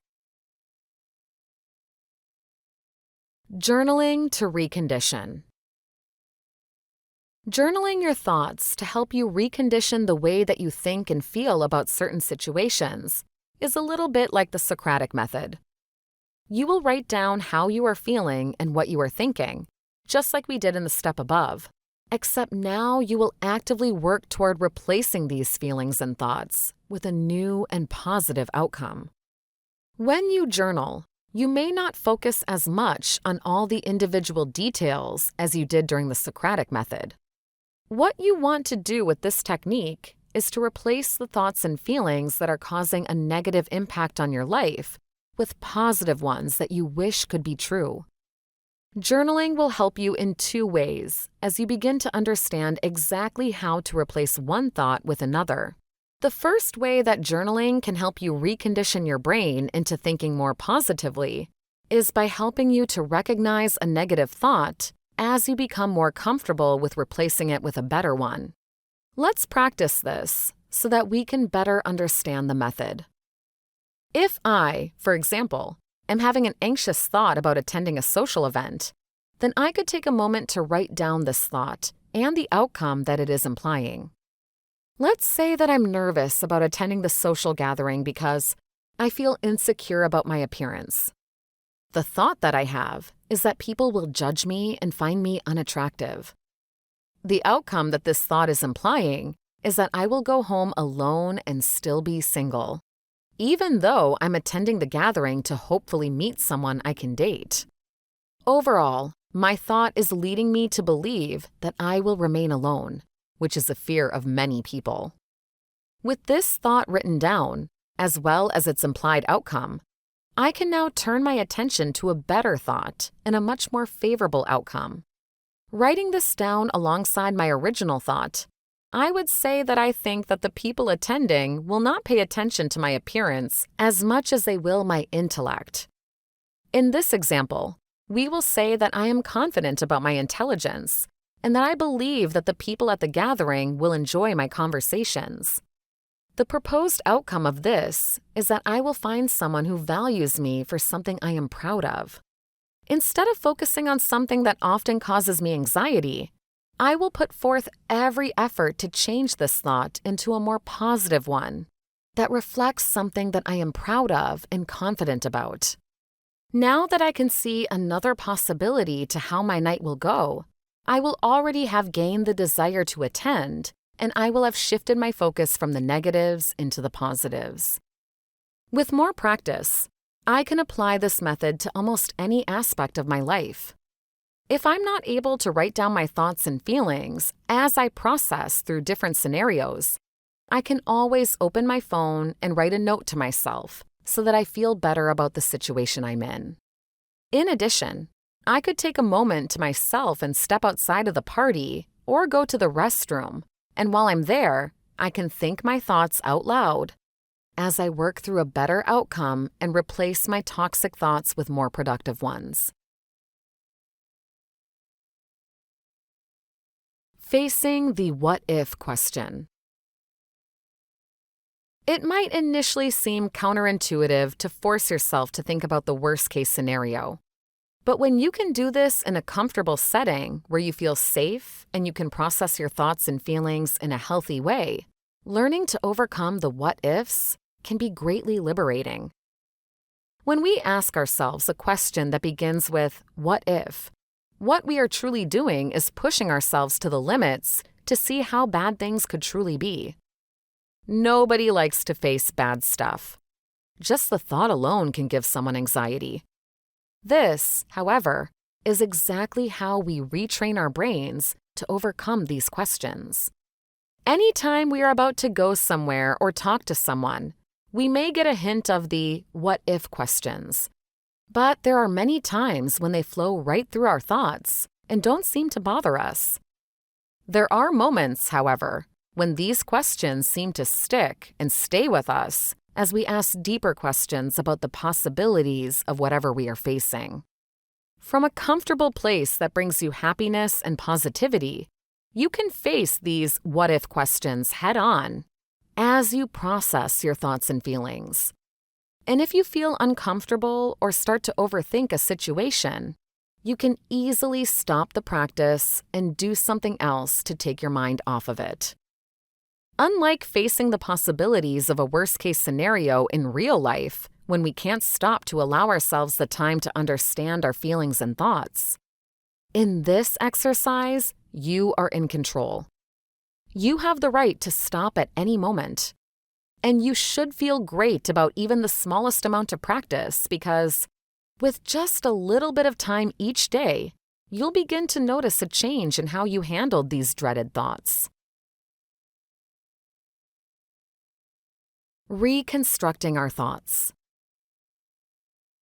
We've discussed some interesting concepts in this chapter as we looked at the different techniques used in retraining our brain.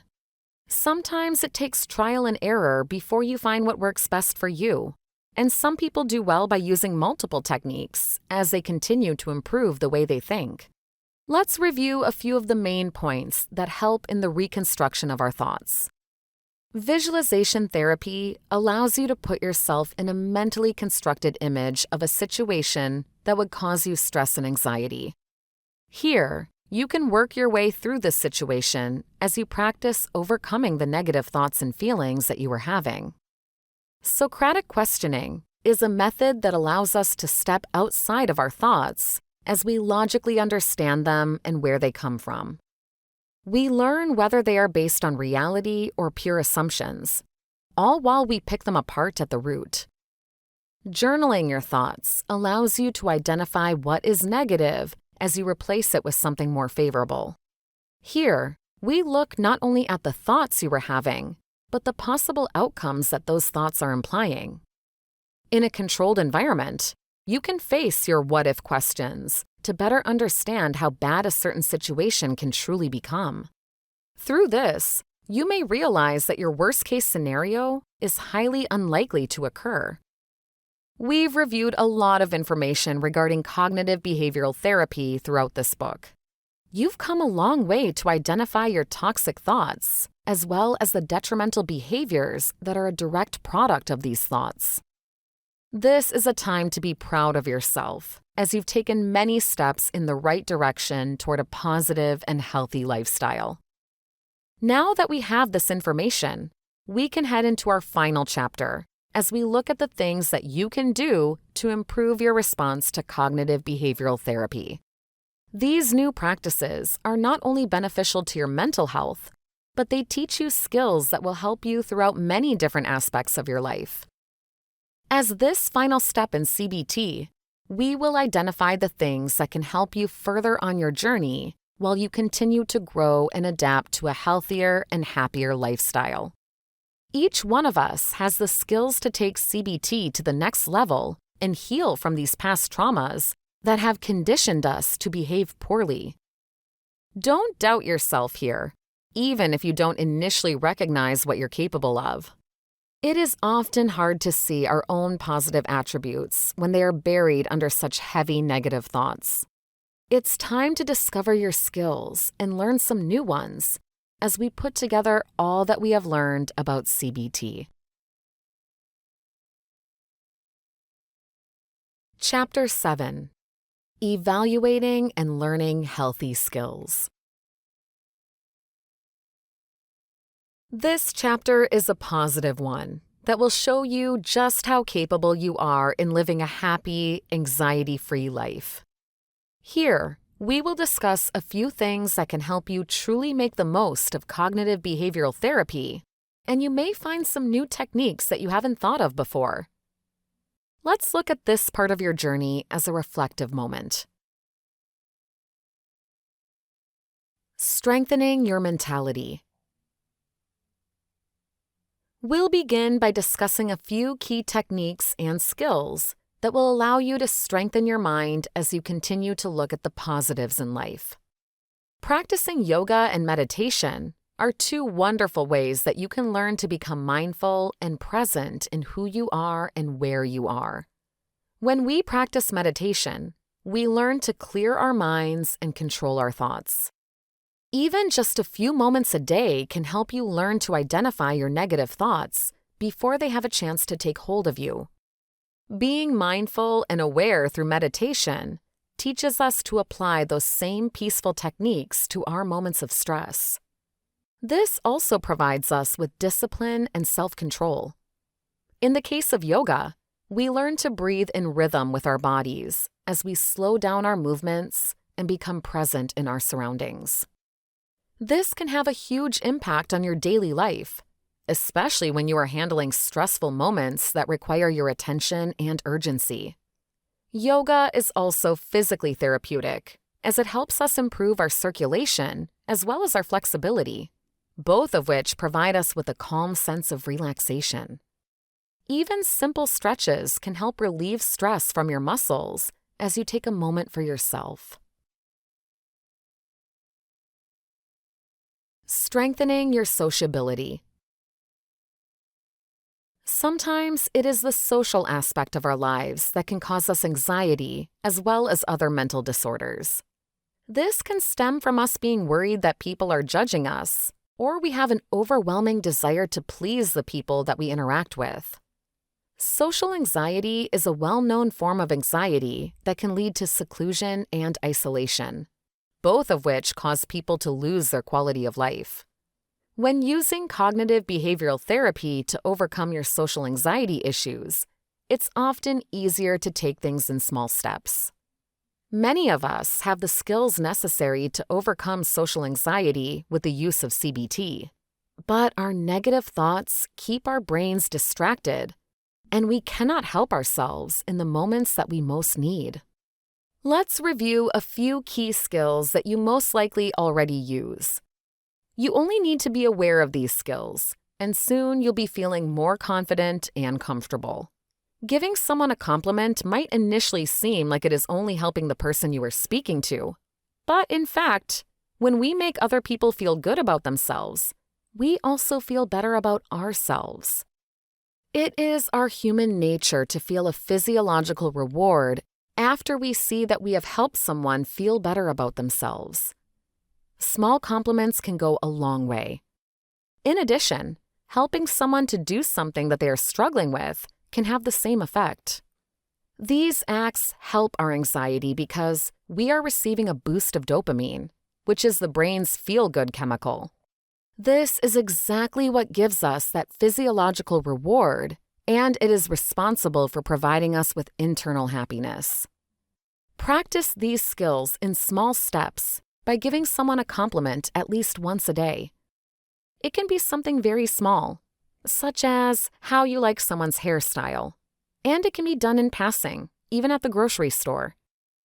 This might be something that you do on a routine basis already, and it's most likely giving you a boost of happiness when you do.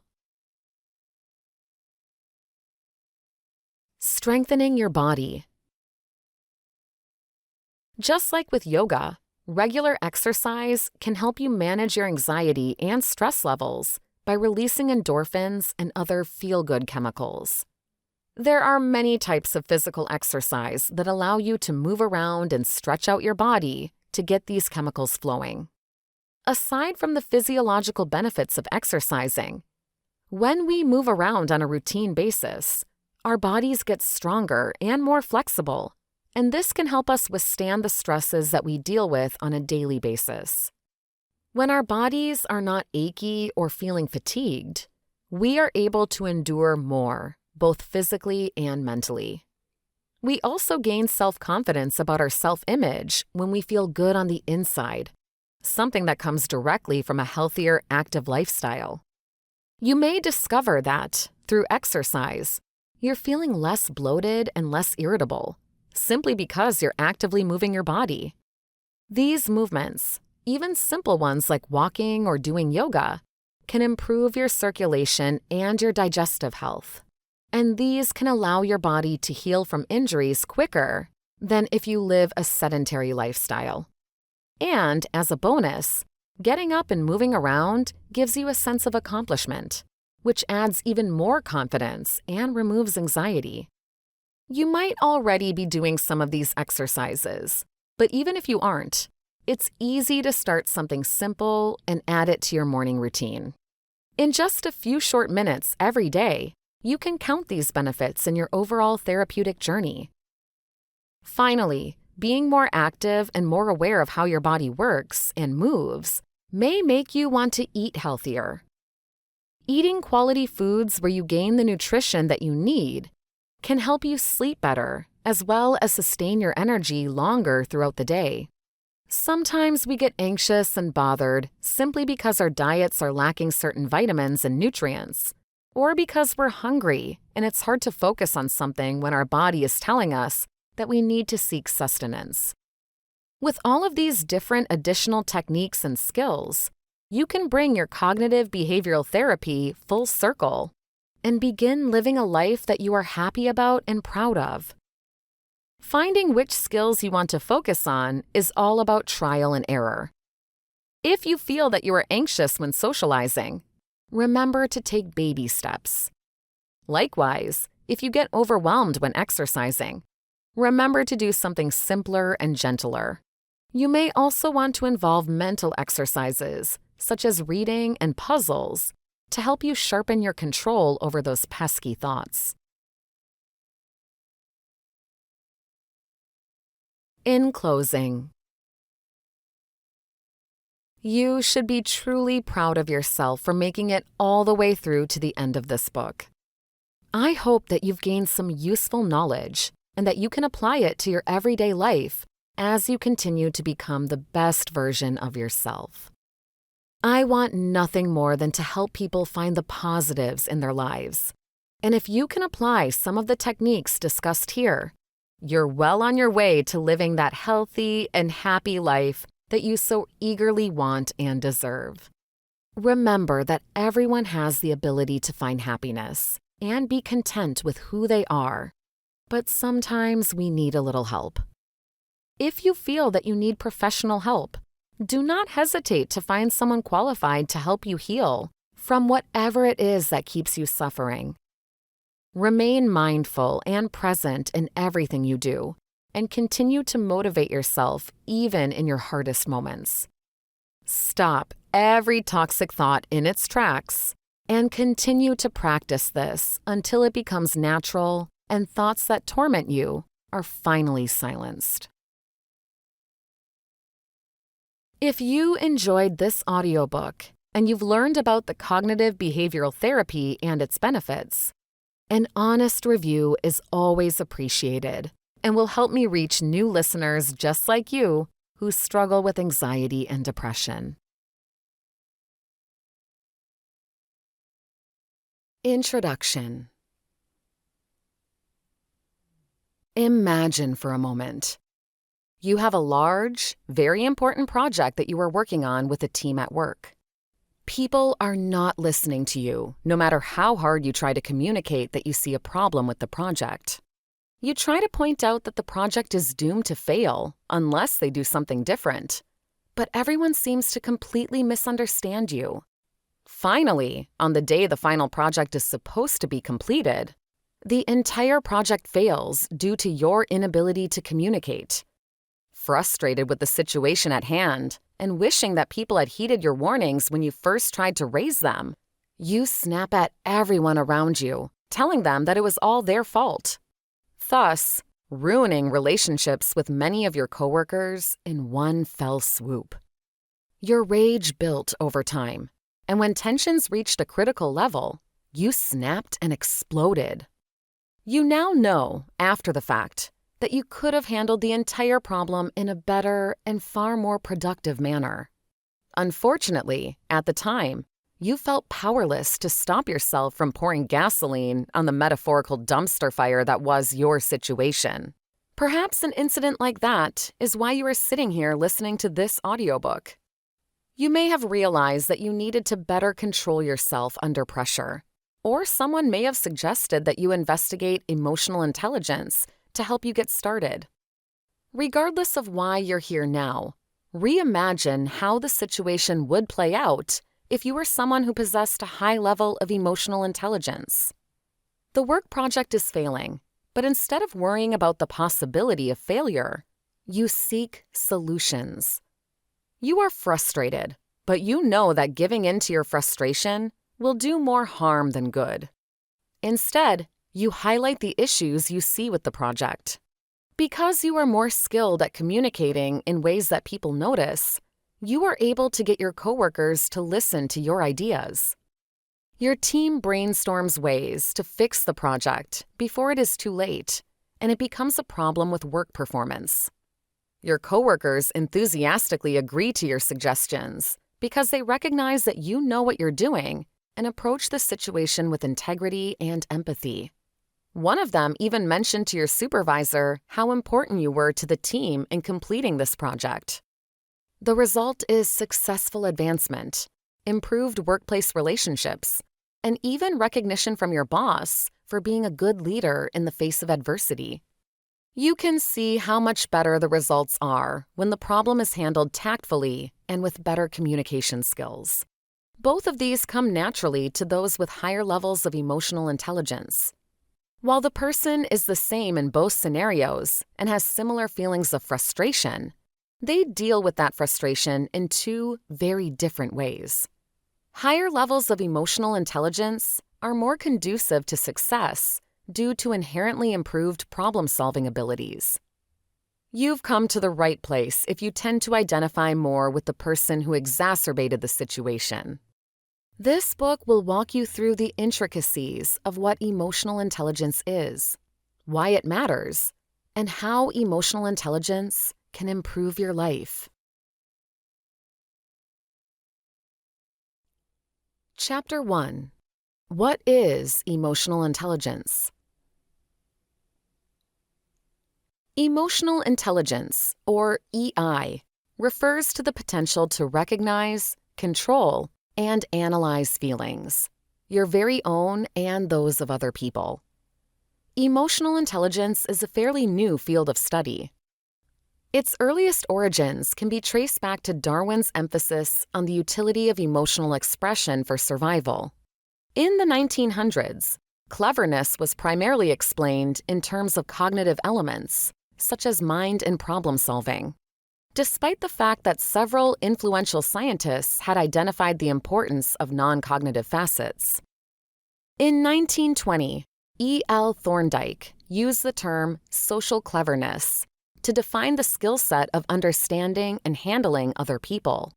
The label emotional intelligence is credited to Wayne Payne's 1985 doctorate thesis, a research study of emotional state, establishing emotional intelligence.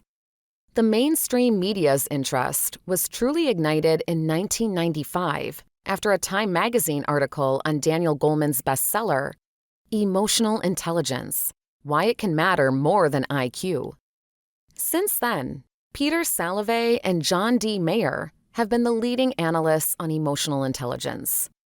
They define it as the part of social intelligence that involves the capacity to observe one's personal and others' sensations and emotional states, to evaluate amongst them, and to use this relevant information to help one's reasoning and activities. Emotional intelligence models. There are currently many models for the meaning of EI, and researchers disagree on how the term should be used. Some people believe emotional intelligence can be studied and then improved, while others believe it is something you are born with. This discipline is evolving at such a rapid pace that analysts' interpretations of the definition are constantly changing. The three most accepted models are Competence EI model, Blended models of EI, and Attribute EI model. Competence EI model. This is the ability to recognize the feeling, incorporate emotion to help with thought, recognize emotions, and to regulate emotions to market personal development. The 4 rules to this model are as follows. 1. Perceiving emotions is the capacity to locate and figure out emotions in faces, images, voices, and social artifacts. This works with the standard element of emotional intelligence, as it provides the foundation for all other processes of emotional detail to take place. 2. Utilizing emotions is the capability to assign emotions to cognitive activities, including assumption and analyzation. This allows the emotionally intelligent person to utilize their moods to better manage their lives. 3. Understanding emotional states is exactly how we analyze the foreign language of emotional states, and thereby can better manage difficult emotional relationships. And 4. Taking care of feelings is the method we use to manage our very own emotional states and those of other people for us to achieve optimum results. Blended models of EI. This is the model, launched by Daniel Goleman, which defines EI as a wide variety of proficiencies and abilities that steer leadership performance. There are 4 major rules to this. 1. Self-awareness is the potential to recognize your emotions, acknowledge their effect, and use them to update choices. 2. Self-management involves regulating your emotions and impulses and conforming to scenarios. 3. Social understanding is the ability to sense, recognize, and react to the feelings of others within social situations. And 4.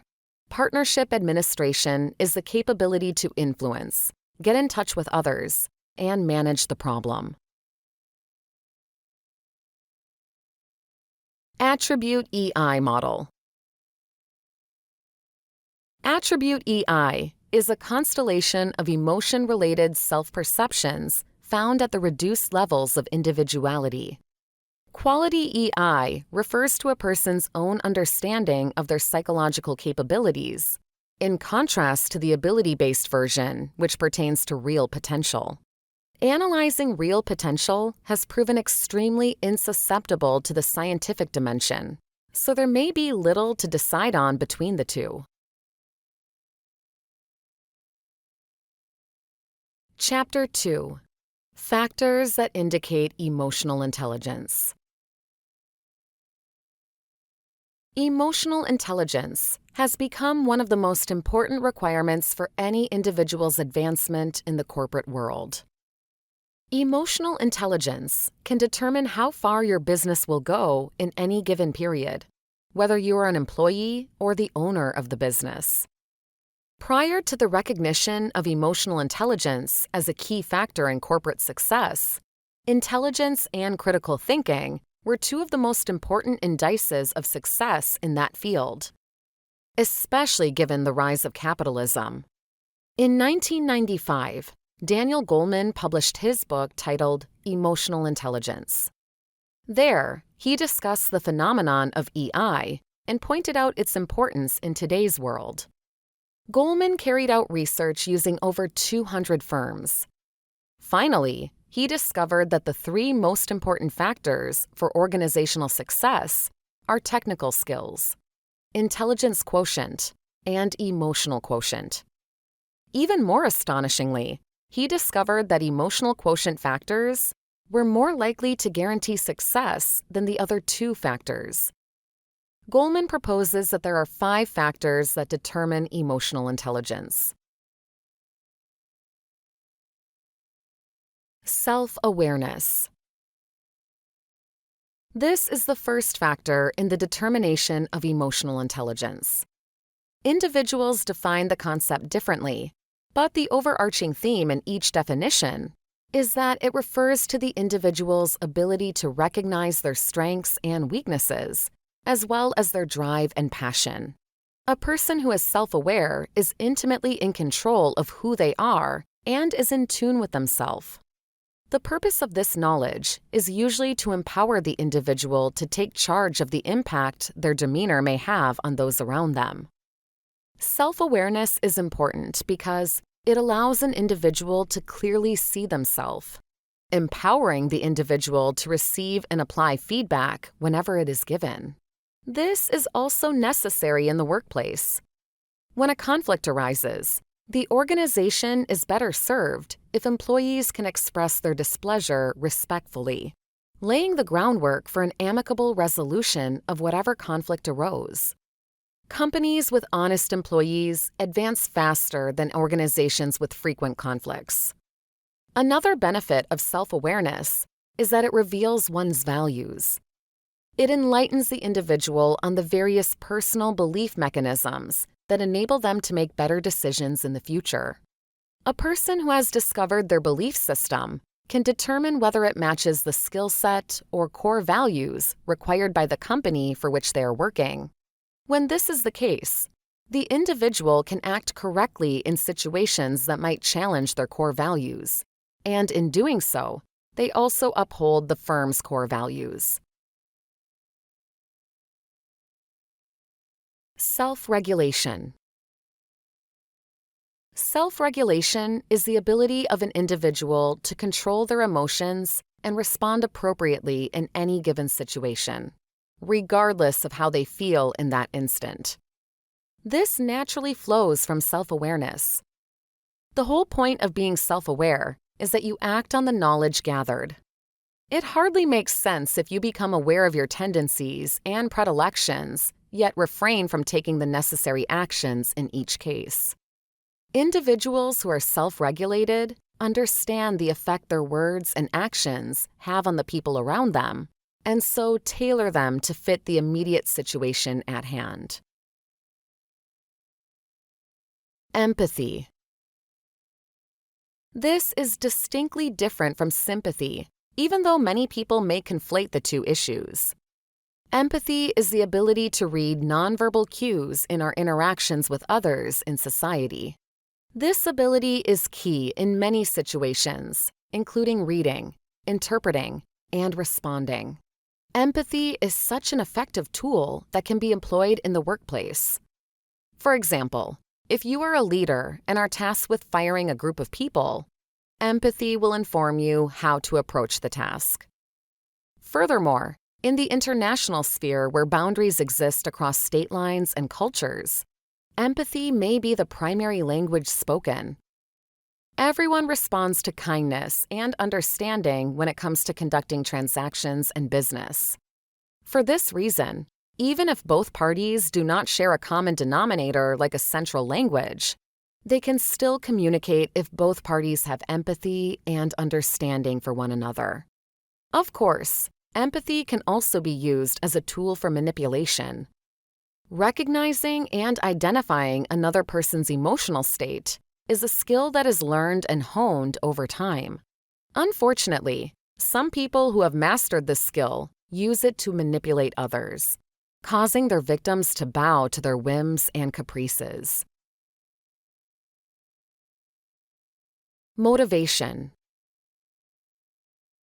Motivation is a topic that has been rehashed many times over. It is the drive that compels a person to work, even when no compensation is being offered. The motivated individual recognizes that the intrinsic worth and the satisfaction achieved from the job exceed whatever material payment that could be made as a financial reward for the job. It is nearly impossible to find anyone willing to work below their perceived pay grade in today's world. The promise of a financial reward at the end of a specified period is the most powerful incentive that drives people to work in any sector. People who are motivated, who seek to work even in the absence of remuneration, are far and few between.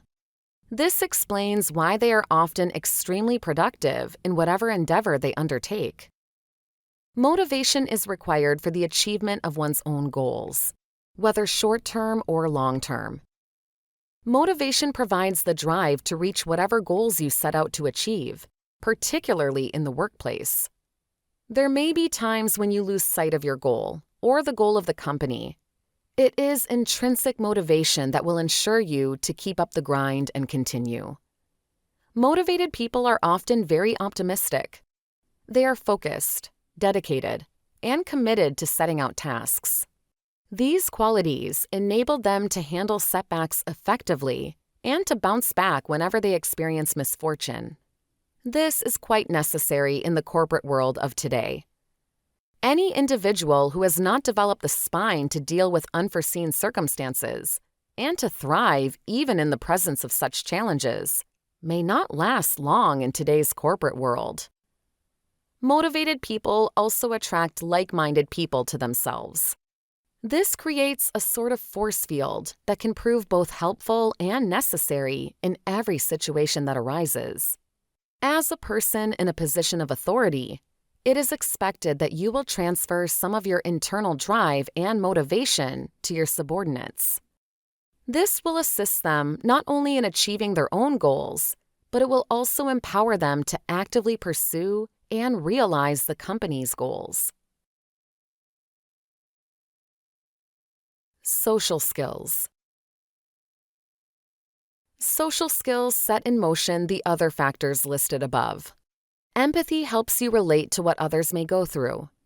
It places you in a position to better and accurately respond to both spoken and unspoken signals around you. Self-awareness and self-regulation both help you understand how and when to respond to those signals. Social skills, then, are a collation of these attributes. A person who has honed their social skills will have little difficulty immersing themselves in the intricate roles that society expects of them. They use the principles enshrined in each of the factors to create a more cohesive, all-encompassing response to life's issues. It is critical to developing your social skills because it allows you to build a network of people around you. This is not because the person intentionally makes friends. Rather, the person appreciates and has implemented all the skills accumulated through years of regular practice of empathy, self-awareness, and self-regulation. They are simply better prepared to deal with any situation that arises, and, as a result, they appeal to a larger audience and command better results. Furthermore, they understand the importance of cultivating a network of trustworthy individuals and strive to do so on a regular basis. If you are in the service industry, you need to work on your social skills. In leadership, especially leadership in the service industry, you will be expected to resolve potentially awkward situations. You may also be put in a place where you must resolve knotty issues. Social skills gives you the tact to give appropriate responses each time. The success or failure of your company may hinge largely on how effective your social skills are. A leader is supposed to be the conduit through which ideas about the firm's development and company flow. As a result, they must have excellent social skills in order to effectively communicate their ideas to the people in their unit. When a leader fails to work on this skill, it has a significant impact on all people in the unit at the time. Things to remember. In summary, you must understand that applying the factors listed here will help you in whatever position you find yourself in the future. So, here are a few things to keep in mind regarding what has been discussed in this section. Make sure you notice how people react to you in every given circumstance. How people behave towards you will give you an insight into what you are doing correctly and incorrectly. This is a great benefit for you. Be careful about what you say and how you say it. The message may be lost if the delivery system is wrong. Also, your projection may be the determining factor of whether your message will be received or refused. Always seek to understand people. It would be wrong for you to assume that people behave a certain way for a certain reason. Do make sure you have a conversation with them. Find out the rationale behind each action, and seek ways to help them better achieve their goals along that line. For instance, we have spoken about the fact that certain people may be engaged in some jobs not necessarily for the monetary incentive. In this sort of situation, it behooves you to then find out what drives people in certain situations. This will make you better appreciate their struggles and offer solutions. Also, do not forget to network. Networking is the surest bet to achieving whatever plans it is you have set out to achieve. Whenever you have the opportunity of meeting new people, make sure you learn as much as you can from them, because you never know where that could eventually help you in the future. Chapter 3. Qualities of an emotionally intelligent person. So, how do you know if you are emotionally intelligent or not? The whole point of this book is to explain what emotional intelligence is and help you improve your emotional intelligence. Below is a guide that will show you the stage you are at in every point and hopefully help you advance in your quest to be more emotionally intelligent. Emotionally intelligent people are analytical, deep thinkers. They analyze information that comes to them in a bid to understand if there are alternative ways of reacting to certain situations around them. The predominant question in the mind of an emotionally intelligent person is, why? Their determination to unravel difficult questions can range from seeking to understand humanity's origins to understanding why certain individuals carry out certain actions.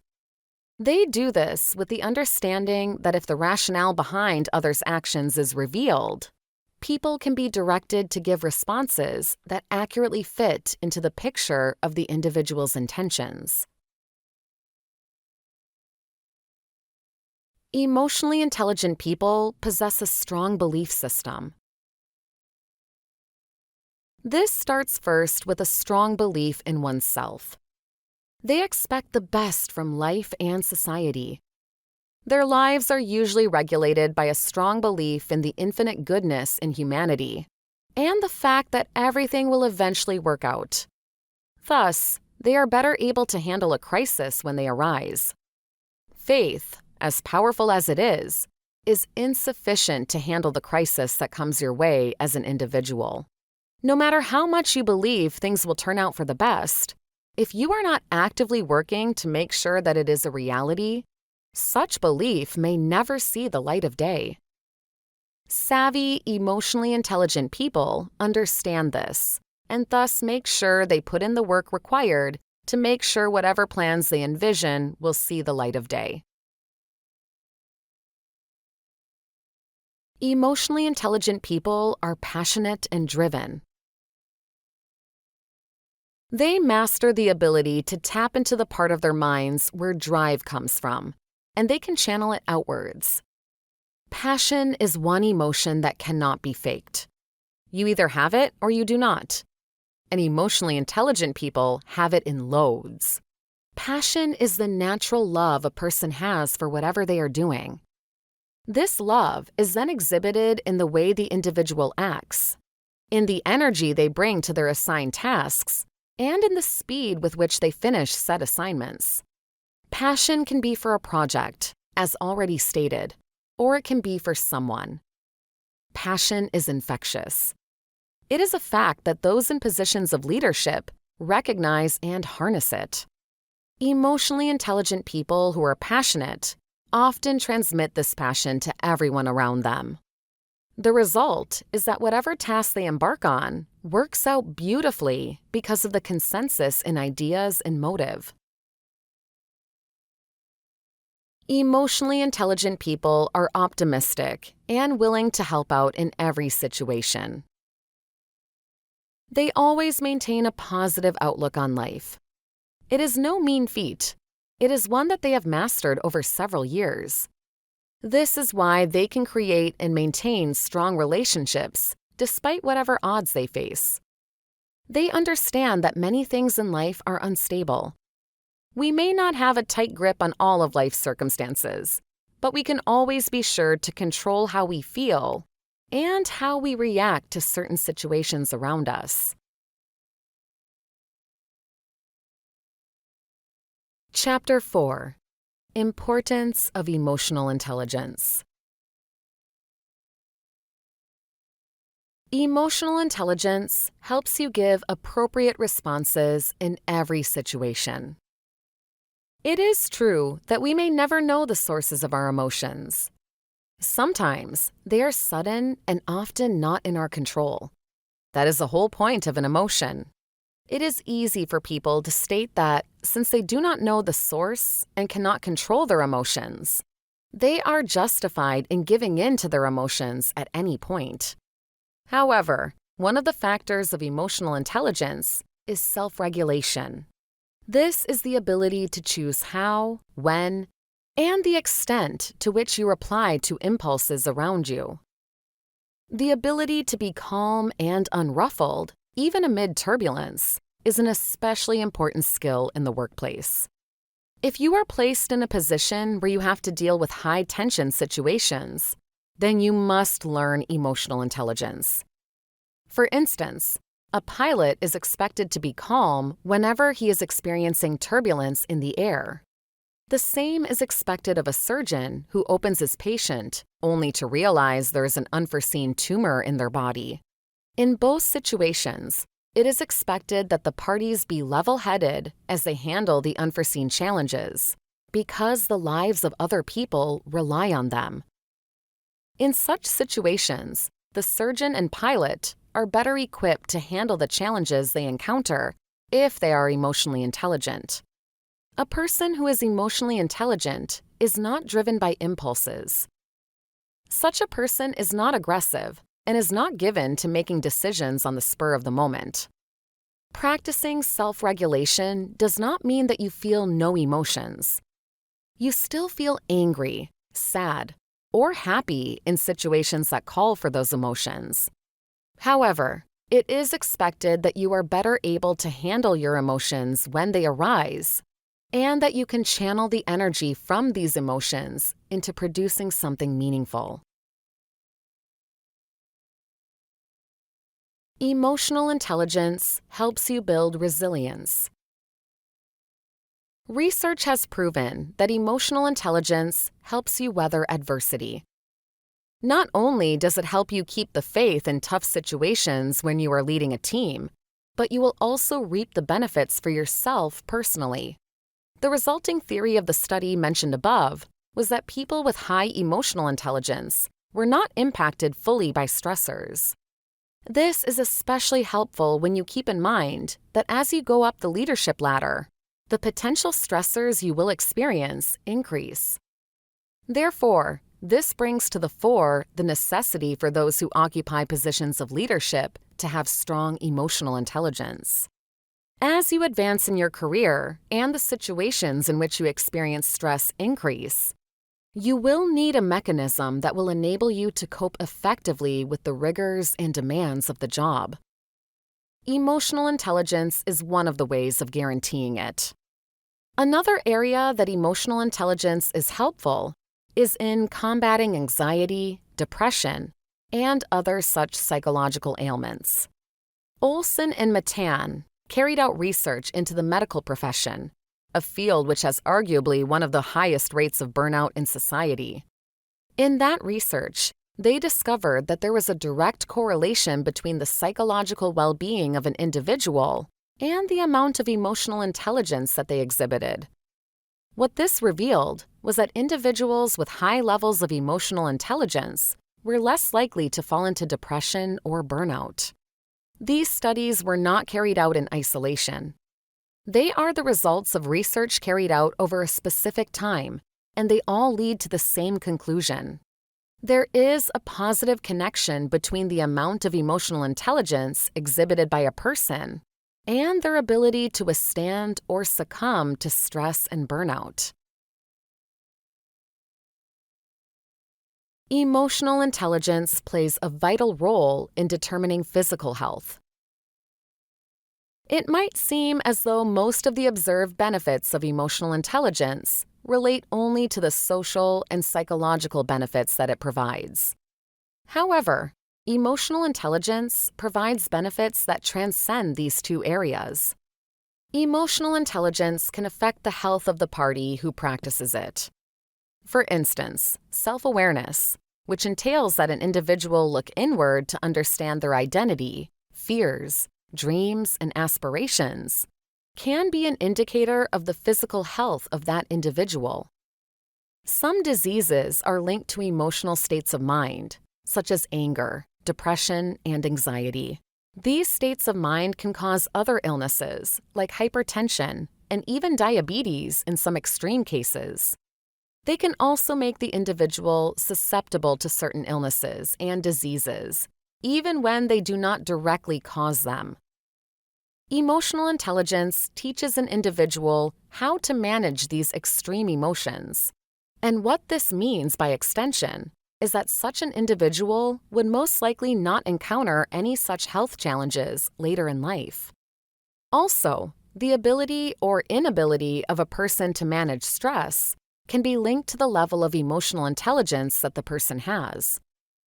Previously, we had discussed how, in highly stressful situations, a person who has high emotional intelligence can better handle situations even when they are intense and precarious. However, the physical benefits here are predicated on the fact that the health of the individual is tied to the amount of stress they can endure and effectively handle. Thus, when an individual takes good care of their mental state and their physical well-being, their health will hardly suffer. All of this is tied to the level of emotional intelligence exhibited by the person, which lends credence to the fact that emotional intelligence impacts the health of people. Emotional intelligence is necessary for resolving conflicts. Once you are aware of how people feel about certain subjects and learn to react to them appropriately in those situations, a lot of daily conflicts can be avoided. The truth is, it is easier, and often better, to avoid conflicts than to resolve them when they arise. This is one thing emotional intelligence equips you to do. It places you in a position to avoid situations that would potentially lead to conflicts. Furthermore, emotional intelligence helps you become a better negotiator. As an emotionally intelligent person, you are aware of the arguments that would appeal to a particular person and why that is so. Also, you will recognize the wants and needs of people, and you can better offer them what they want. This is one way of quickly resolving conflicts, and is also a tactic used by astute negotiators. You also stand a higher chance of being successful if you are emotionally intelligent. Emotionally intelligent people have a great deal of internal motivation. This means that they deal with procrastination better, do not easily give in to fatigue and burnouts, and have very high levels of self-confidence. Emotionally intelligent people can also focus on a single goal at a time and often will not give up until the realization of that goal. Chapter 5: Emotional Intelligence and Intellectual Quotient. To someone who is unfamiliar with how these work, emotional quotient and intellectual quotient may appear to be arbitrary numbers on which to focus. You may be wondering why they are important or whether they should be given any real attention, given that they use arbitrary scales with no real basis in nature. While our measurements are arbitrary, they accurately depict some key skill sets that must be considered, especially in the workplace and in relationships. Consider the distinction between being book smart and street smart. Which is superior? That depends on the circumstances. If you're going to be interacting with someone on a regular basis, you'll probably want someone who can navigate a variety of situations with both and be able to influence those around them. You want someone who can communicate effectively and work well with others in a relationship or at work. Do you require the assistance of a programmer to create a program for you?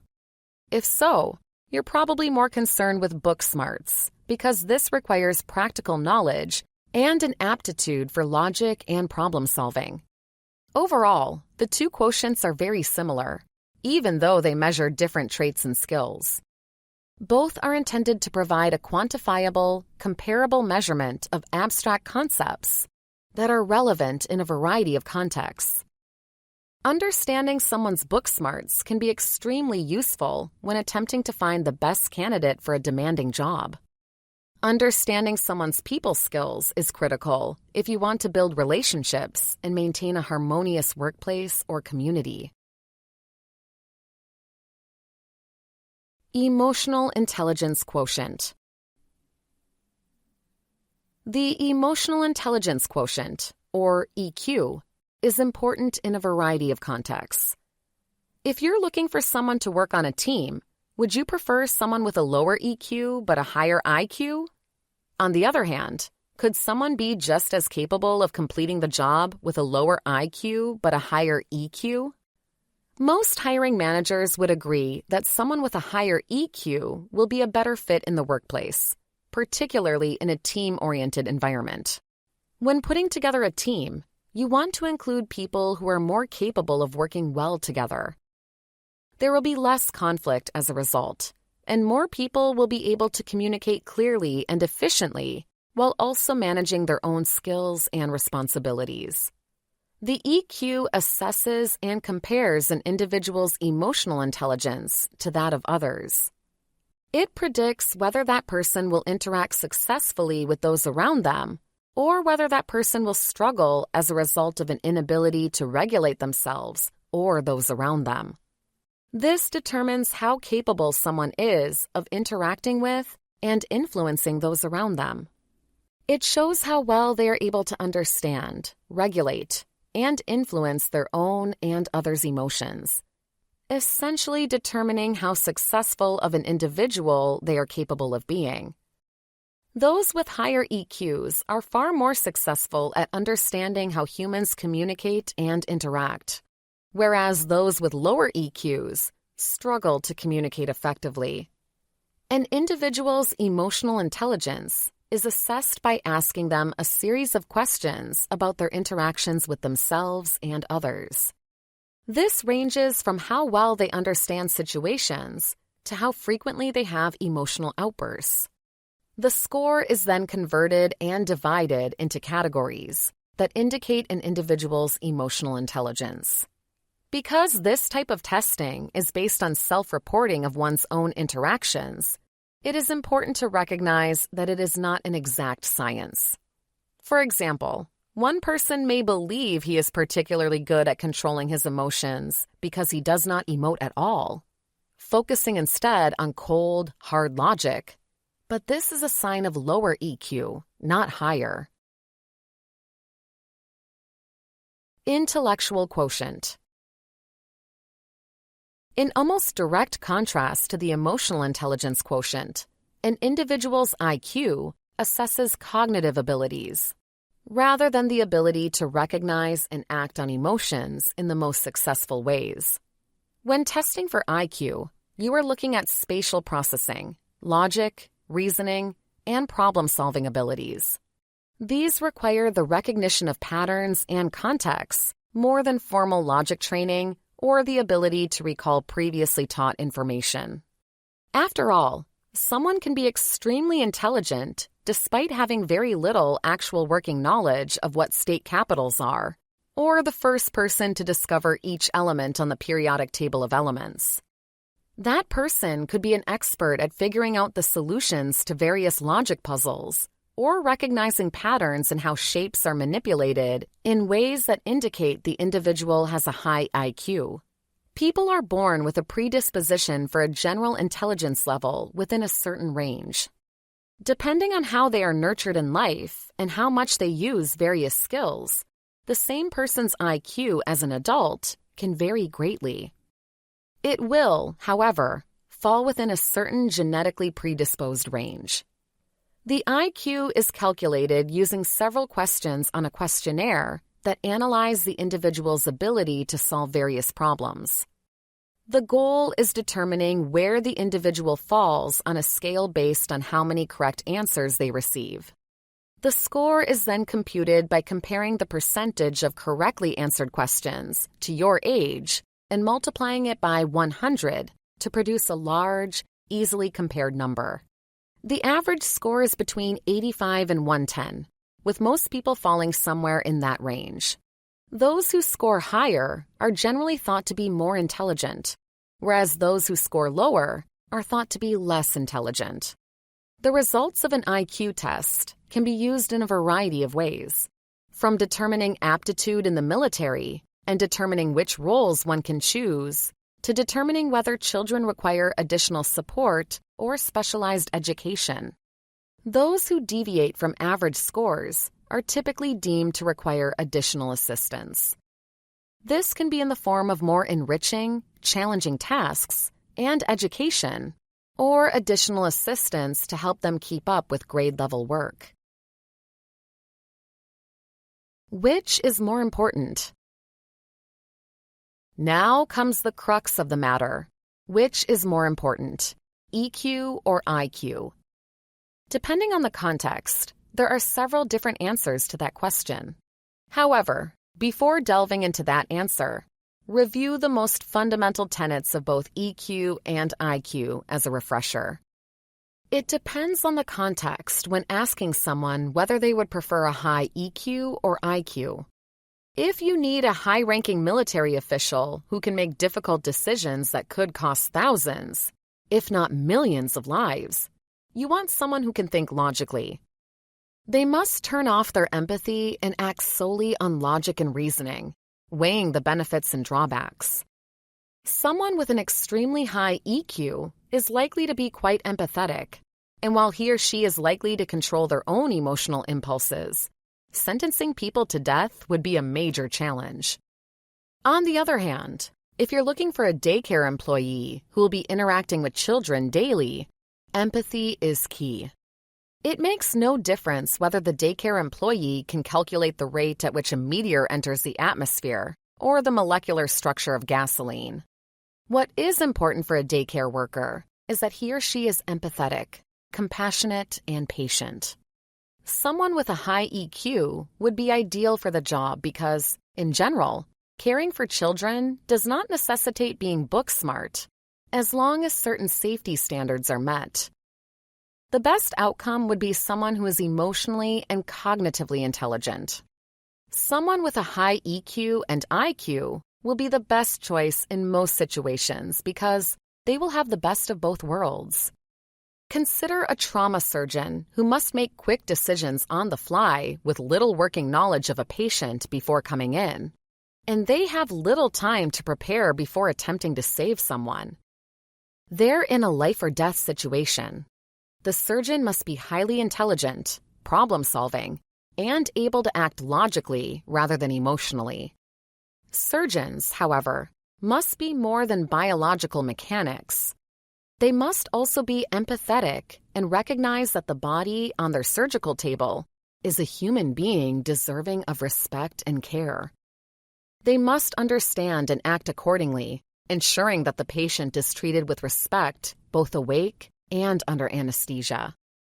Furthermore, the surgeon must be capable of speaking compassionately to family members during what is likely to be one of the most difficult times in their lives.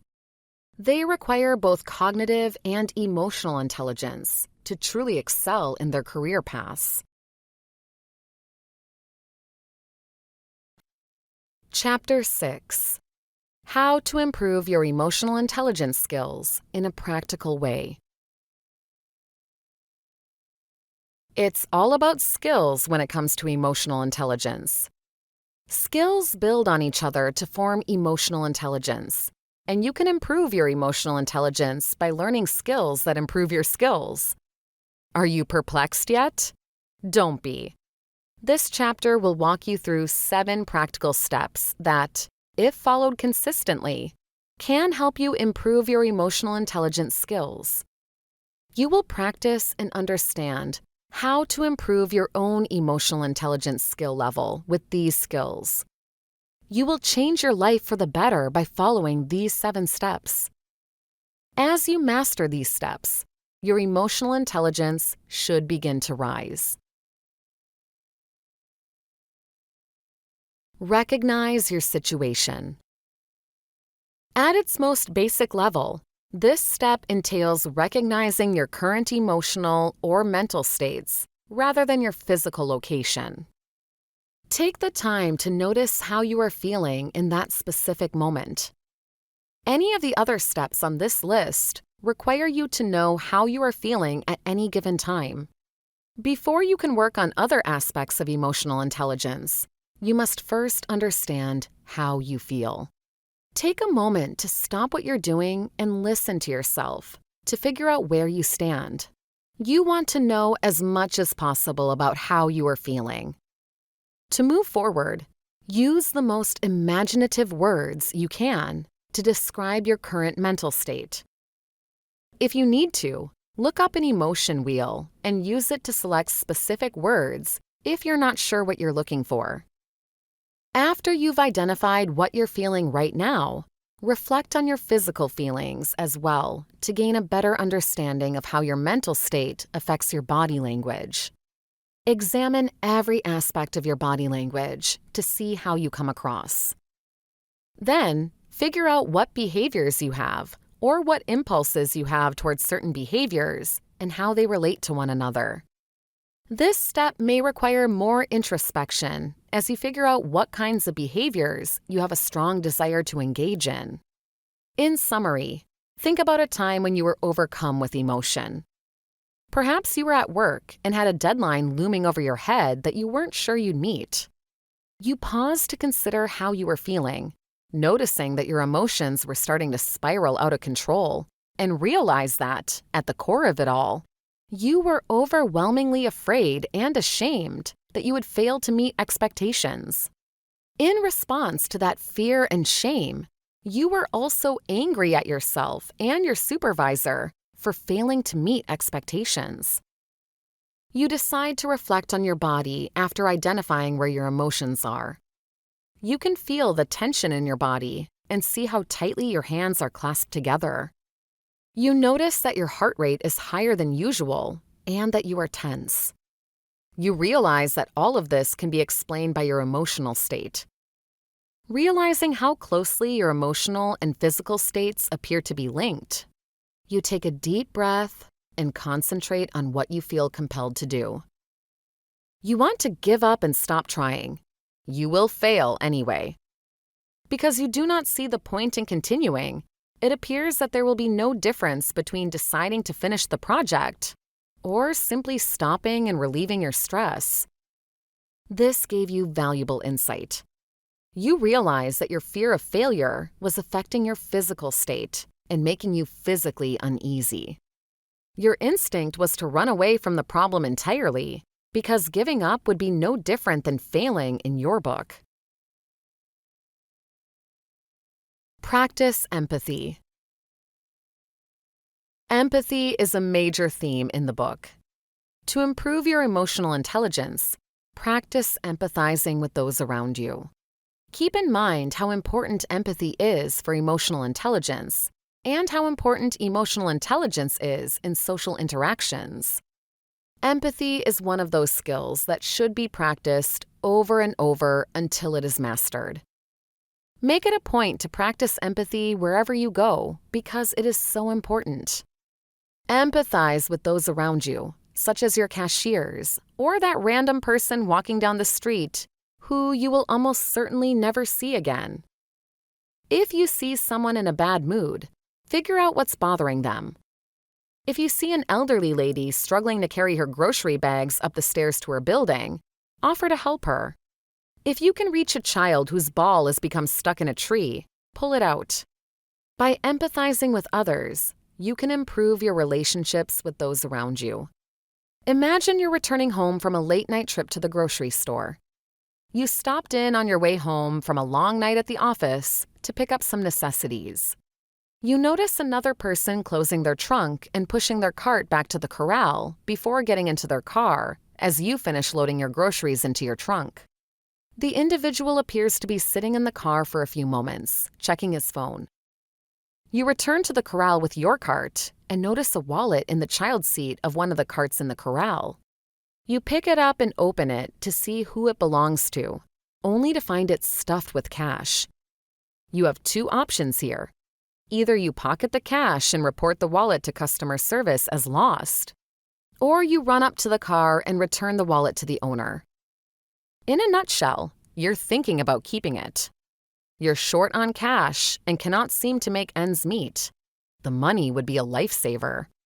However, after a fraction of a second, you realize how you would have felt if someone else had taken your money because you made a mistake and left your wallet unattended for less than a minute.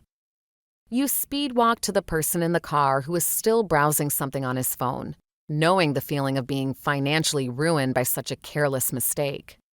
You extend your hand to the person and wave his wallet. He recognizes it right away and takes it, checking inside and thanking you profusely for being truthful and returning it to him. Even though being selfish and keeping the forgotten wallet would have put you in a better financial position, you chose to be compassionate and return the wallet.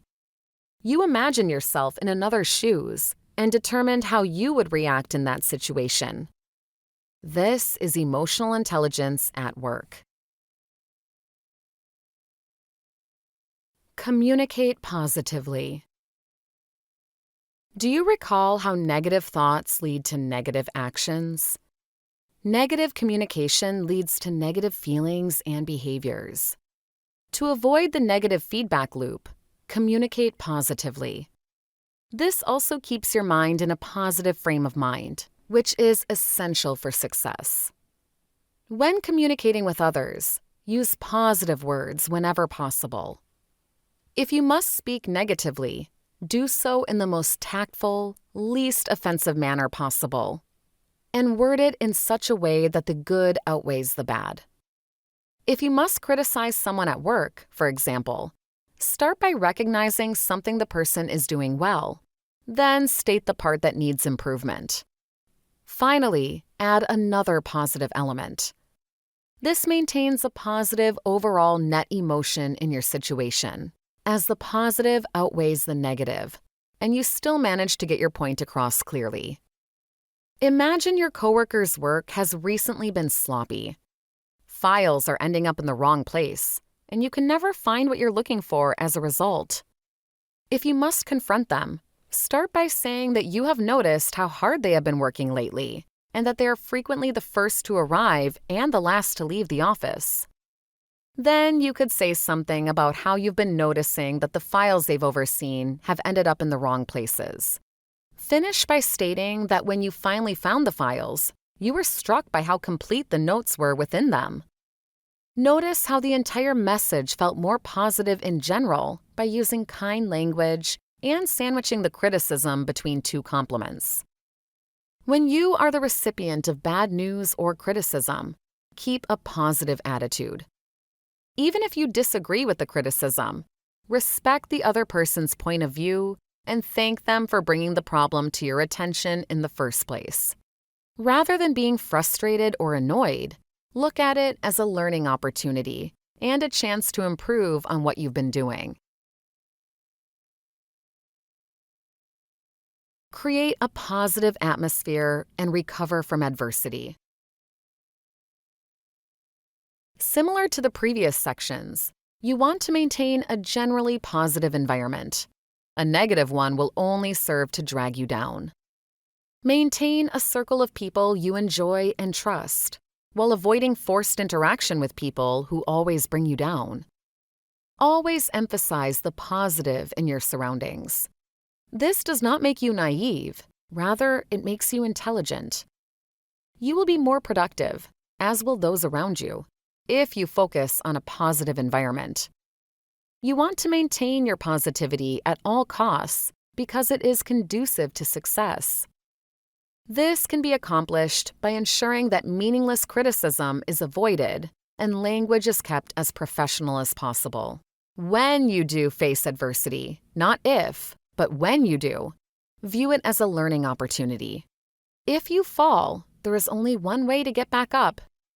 When you fail, pick yourself up, dust yourself off, take a moment to collect yourself, and keep trying to succeed.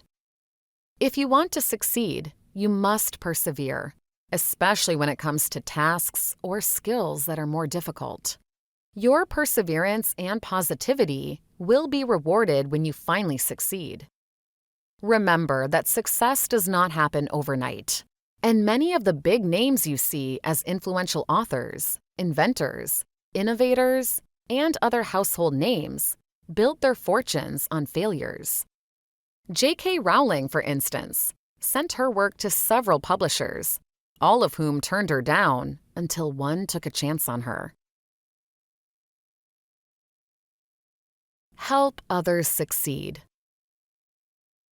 Empathy entails being invested in the success of others. When you care about other people, especially when they are a part of your team, you want them to succeed, even if it means you must help them. You are happy to help them, even if it means guiding them, suggesting ways to improve their situation, or even holding their hand through the problem-solving process. You do not mind because their success can only be good for you. You see their successes as a success for yourself, especially if you're on a team with them, but not in a narcissistic way. You can see the benefit of your teammates' success if they succeed. Your department performs better, your project receives better feedback, or your department may even receive more work, thus resulting in more money. You understand that your teammates are an important part of your team. Ensure that the entire group is taken care of by making it a point to guide your teammates to success alongside you. Always try to ensure that your teammates are doing well, as their failure means that your projects will never be completed on time. You will begin to see results if you make it a point to help others in your group. Though it should not be your driving force, it is present. Those you assist will be far more likely to assist you if you ever require assistance. You and your team are far more likely to achieve the best results if you both value the art of collaboration and recognize that you must help each other. Be enthusiastic.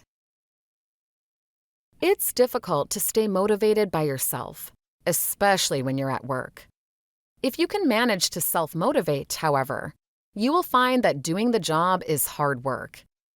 If you're working on a project that matters to you, or a job that you enjoy, your work will have intrinsic motivations, which means you'll feel compelled to finish it for your own satisfaction rather than for a paycheck.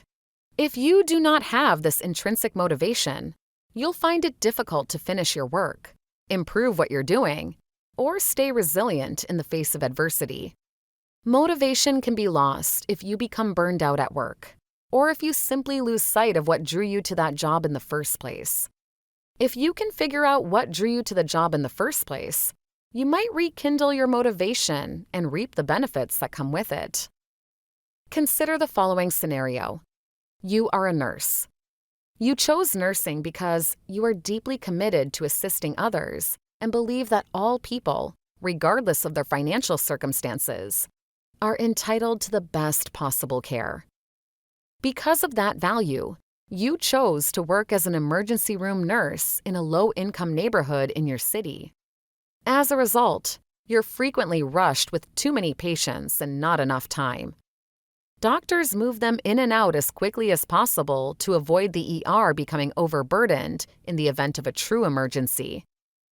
Many of the people you see are homeless, poor, or without health insurance, and the number of people using drugs, drinking too much alcohol, or being mentally ill is staggering.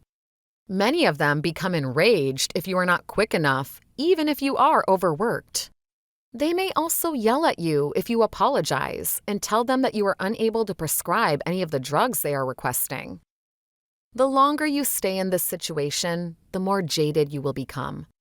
That capacity for compassion and passion for helping others that you had at the start becomes completely depleted over time.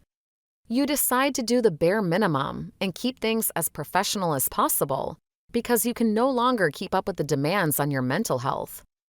Because you were tired of being mistreated, you stop going above and beyond. As a result, you lost interest in what you do. You've lost sight of the value that drew you to your job in the first place, and you dread going to work most days. Rather than quitting, take a step back and consider what drew you to it in the first place. You might rekindle your passion for nursing if you consider why you wanted to be a nurse in the first place. Maybe you were inspired by seeing how compassionately someone treated your younger sister when she was seriously ill and in the emergency room without insurance or money for a regular doctor. You may recall that your original goal was to be that person for others who arrive scared, hurt, sick, or even cold some nights. You wanted to be the person who supported them and treated them with compassion and humanity, regardless of why they are there or how much money they have. When you think back on this hypothetical origin story, the intrinsic motivation is rekindled as a result of your rekindled passion. You find yourself wanting to give your all again, even if you are underappreciated at times, because you know that some people do appreciate you.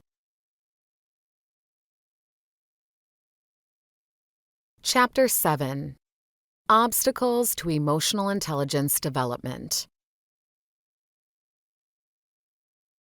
Much of this book's discussion is centered on helping you understand the importance of developing emotional intelligence and assisting you in doing so. If you've made it this far in the book, you've probably realized that emotional intelligence is far more important than intelligence quotient or technical skills. However, despite how important emotional intelligence is, many people struggle to develop it. They face obstacles that make it difficult, if not impossible, for them to improve their emotional intelligence. So, now that we've discussed how to effectively develop emotional intelligence, I believe it's just as important to discuss the various factors that make emotional intelligence development difficult. The lack of empathy is the first on this list. Empathy is a crucial component of emotional intelligence development. In fact, it appears that a discussion of emotional intelligence is impossible to have without mentioning this crucial component. As a result, without empathy, it is impossible to develop and grow emotional intelligence. Humanity's level of empathy has dropped, and this is not specific to any one group or population. Over the last century, there has been a general decline in empathy. According to research conducted by the University of Michigan, there has been a steady decline in the level of empathy expressed by humans over the last 8 years. This has been attributed to several factors. One reason is a growing reliance on artificial intelligence and machines. As a result of our increased reliance on artificial intelligence, we are losing touch with basic human interactions that bind us together as people. We fail to understand and relate to other people's feelings, which is a key feature of emotional intelligence development. As a result, we fail to develop emotional intelligence as well. Additionally, selfishness stifles the growth of emotional intelligence. When you put yourself first without thinking about others, it's impossible to develop emotional intelligence. When the spotlight is solely on you, you may never fully comprehend the other party and, as a result, never develop emotional intelligence. Individuals tend to be selfish when it comes to their emotions. They work hard to keep their emotions safe, leaving no room for vulnerability. They are prone to prioritizing their own emotional needs over those of others. The ability to develop and grow one's emotional intelligence is harmed by this type of closed-off personality.